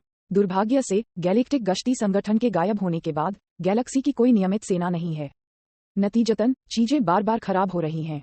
मैंने पहले ही ग्रेट ग्रैंड काय से संपर्क किया है और उन्होंने कहा कि वह जीवित की दुनिया में प्रवेश करने के लिए स्वर्ग से कुछ विशेषज्ञों की व्यवस्था करेंगे। हालांकि मुझे आश्चर्य है कि वे कब आएंगे। ईस्ट काय ने अंदर से प्रार्थना की कि ग्रैंड काय अधिक विशेषज्ञों को भेज सकता है। पुनर्जन्म की उम्र तक पहुंचने से पहले स्वर्ग के योद्धा ग्रैंड काई के ग्रह पर प्रशिक्षित होंगे।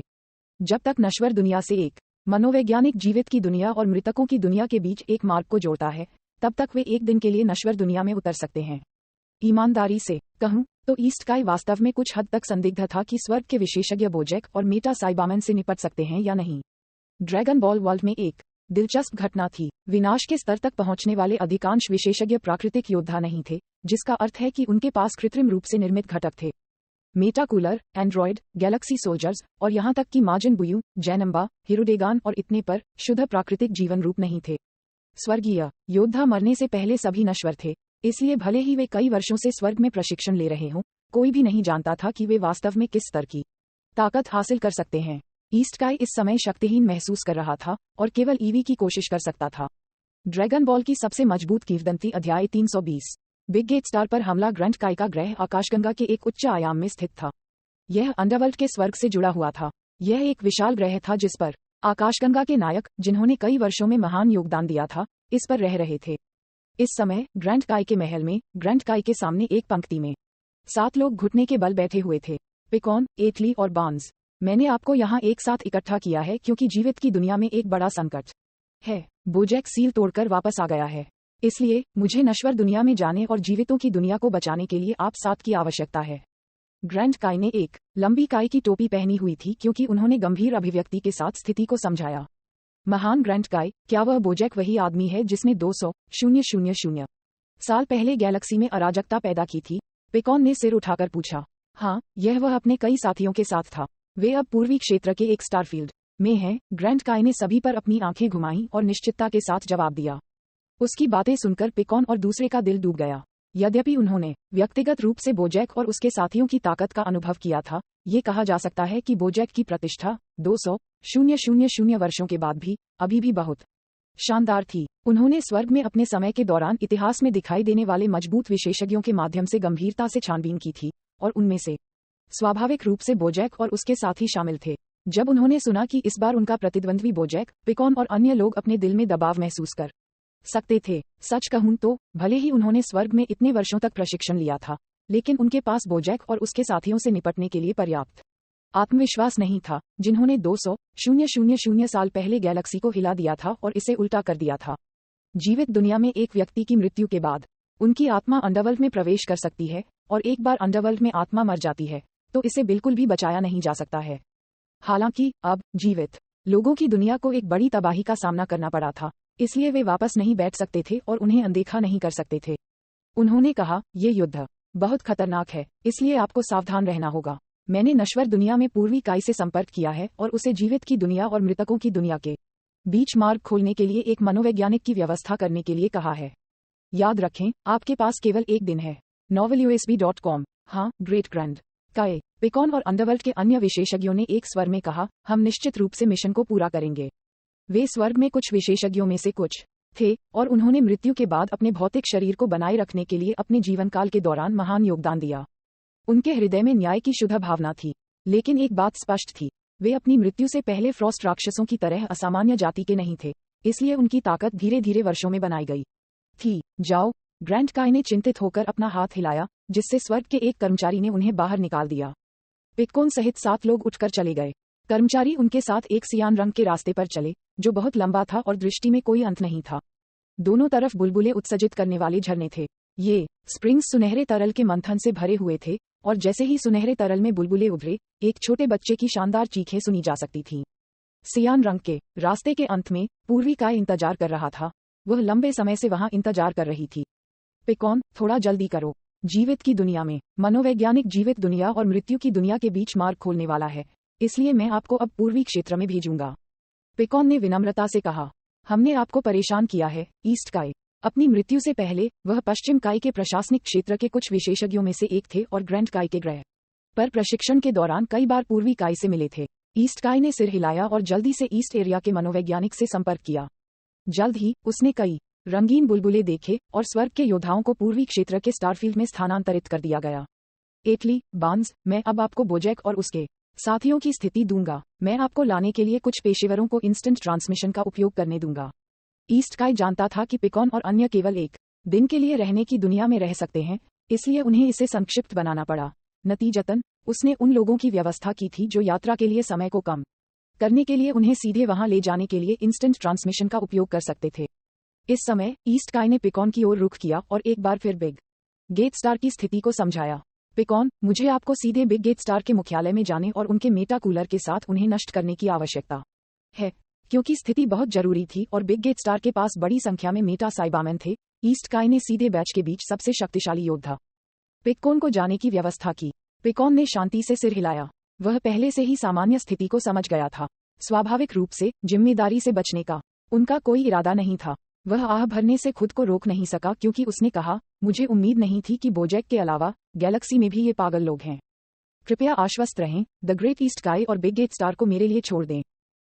ईस्ट काई ने आखिरकार राहत की सांस ली और तुरंत बोजैक और उसके साथियों के स्थान की तलाश शुरू कर दी। नौकरों को पिकॉन और अन्य लोगों को भेजने के लिए तैयार किया। अरे, ये पता चला है कि बोजैक और उसके साथी बिग गेट स्टार के पास हैं, इसलिए ये हमें बहुत परेशानी से बचाएगा। ईस्ट काई थोड़ा आश्चर्यचकित था क्योंकि उसने कहा था। दूसरी तरफ वह जगह जहां बिग गेट स्टार स्थित था, दूर और गहरे बाहरी अंतरिक्ष को एक नेबुला द्वारा कवर किया गया था और पूरा स्टारफील्ड आंशिक रूप से छिपा हुआ था और आंशिक रूप से दिखाई दे रहा था। बाहरी अंतरिक्ष में भव्य रोशनी चमकी और नेबुला के बाहर दो चमकदार आकृतियां दिखाई दी। तो यह वह जगह है जहां बिग गेट स्टार छिपा हुआ है। हे भगवान, नेबुला के अंदर उनके मेटा कूलर से अनगिनत आभाएं हैं। मेलिंग अपने सुनहरे बालों के साथ सामने धुंधली निहारिका की ओर इशारा किया और कहने के अलावा कुछ नहीं कर सका। निहारिका के किनारे पर यह देखा जा सकता था कि एक उज्ज्वल रोशनी वाला अंतरिक्ष यान कुछ परिवहन करने में व्यस्त था। मुझे गिनने दो, 10,000 से अधिक मेटा कूलर हैं। बिग गेट स्टार की तकनीक वास्तव में विकसित है। इससे पहले मेटा साइबामैन द्वारा प्लेनेट होंगशान पर हमला करने के बाद जिया ने बिग गेट स्टार को अपनी मस्ट मिटाने सूची में सूचीबद्ध किया। इसलिए उन्होंने अपने हाथ में काम पूरा किया और मीलिंग के साथ मिलकर उन्होंने मेटा साइबामैन की आभा का पालन किया और बाहरी अंतरिक्ष में चले गए। जिया स्वाभाविक रूप से मेटा साइबामैन की संख्या को भी समझ सकता था और परिणामस्वरूप ठंडी सांस लेने के अलावा कुछ नहीं कर सकता था। हालांकि मेटा साइबामैन की ताकत उनकी आंखों में उल्लेख करने लायक नहीं थी, लेकिन बहुत सारी चींटियां एक हाथी को काटकर भी मार सकती थीं। इसलिए अगर वह बिग गेट स्टार को इतने बड़े पैमाने पर उनका निर्माण करने देता है तो टिड्डियों के साथ बाढ़ की वास्तविक संभावना होगी। सौभाग्य से हम समय पर पहुंच गए हैं। अगर हमने उन्हें थोड़ी देर के लिए विकसित होने दिया होता तो ये परेशानी और भी बड़ी हो जाती। तारांकन, बिग गेट स्टार जैसे अस्तित्व को नष्ट कर दिया जाना चाहिए और यहाँ तक कि इन मेटा कूलर को भी मिटा दिया जाना चाहिए। जिया और मीलिंग ने एक दूसरे को देखा और वे समझ गए कि दूसरा क्या सोच रहा था। फिर उनके विद्यार्थियों में एक ठंडी किरण चमकी और दोनों ने एक दूसरे की ओर सिर हिलाया और दोनों दिशाओं से शक्तिशाली हमले शुरू करते हुए आगे बढ़े। एक पल में जैसे ही भव्य ऊर्जा तरंगें एक साथ केंद्रित हुईं, गहरा, विशाल और अंधेरे तारों वाला आसमान पूरी तरह से शानदार ऊर्जा से भर गया। अचानक एक करतल ध्वनि सुनाई दी और उज्ज्वल और सुंदर प्रकाश किरणों और गड़गड़ाहट की आवाजों के तुरंत बाद लहरें उठीं। भयंकर सूक्ष्म हवाओं ने रास्ते में तारों की धूल पर कहर बरपाया। सादा लेकिन करामाती नेबुला तुरंत मारा गया और जैसे कि यह बर्फ की एक परत थी, एक बड़ा छेद दिखाई दिया। पदार्थ को भरने में बहुत देर हो गई थी और परिणामस्वरूप एक शून्य बन गया, क्योंकि एक अंतहीन और शक्तिशाली जलती हुई सदमे की लहरें सीधे नेबुला में प्रवेश करती हैं जो बिग गेट स्टार की ओर बढ़ रही हैं। धुंधली निहारिका तुरंत उबलते पानी की तरह रिसने लगी। ये खाया है, ये खाया है। तारों से भरे आकाश में मलबे का विस्तार हुआ, पिघल गया और फिर वाष्पित हो गया। Wing wing wing. नेबुला के अंदर बिग गेट स्टार ने तत्काल अलार्म की एक नॉन स्टॉप श्रृंखला जारी की। जब ये पता चला कि ऊपरी सीमा से अधिक ऊर्जा की एक जबरदस्त मात्रा नेबुला के बाहरी सुरक्षात्मक खोल के माध्यम से प्रवेश कर गई थी, तो बिग गेट स्टार के अंदर उच्च स्तरीय सदस्य तुरंत दहशत में डूब गए। मोंड, क्या हो रहा है? सर मैनुअल, कई अज्ञात शक्तिशाली ऊर्जाएं हमारी ओर दौड़ रही हैं और बाहरी सुरक्षात्मक जाल टूट रहा है। अच्छा नहीं है, सुरक्षात्मक खोल इसे रोक नहीं सकता है। मोंड की अर्ध यांत्रिक पुतलियां अचानक सिकुड़ने से पहले चमक उठी। उसका चेहरा घबरा गया। मैनुअल ने गुस्से और घबराहट में कहा, क्या ग्रह का बाहरी आवरण हमलों का विरोध कर सकता है? मोंड जल्दी से गणना करने के लिए वैज्ञानिकों के एक समूह को अपने साथ ले गया और एक निष्कर्ष निकाला जो बहुत बुरा नहीं था और कहा, हमारा बिग गेट स्टार एक विशेष मिश्र धातु से बना है जो हमलों के लिए बेहद प्रतिरोधी है, लेकिन ऊर्जा बहुत मजबूत है। मैं सिर्फ ये जानना चाहता हूँ कि क्या यह उन्हें रोक सकता है या नहीं। मोंड ने लार निगल ली और कहा, बिग गेट स्टार के बचाव मूल रूप से टूट गए हैं, लेकिन ये ध्वस्त नहीं होगा। यदि हम ग्रह के मुख्य क्षेत्र में छिप जाते हैं तो जीवित रहने का एक बड़ा मौका है।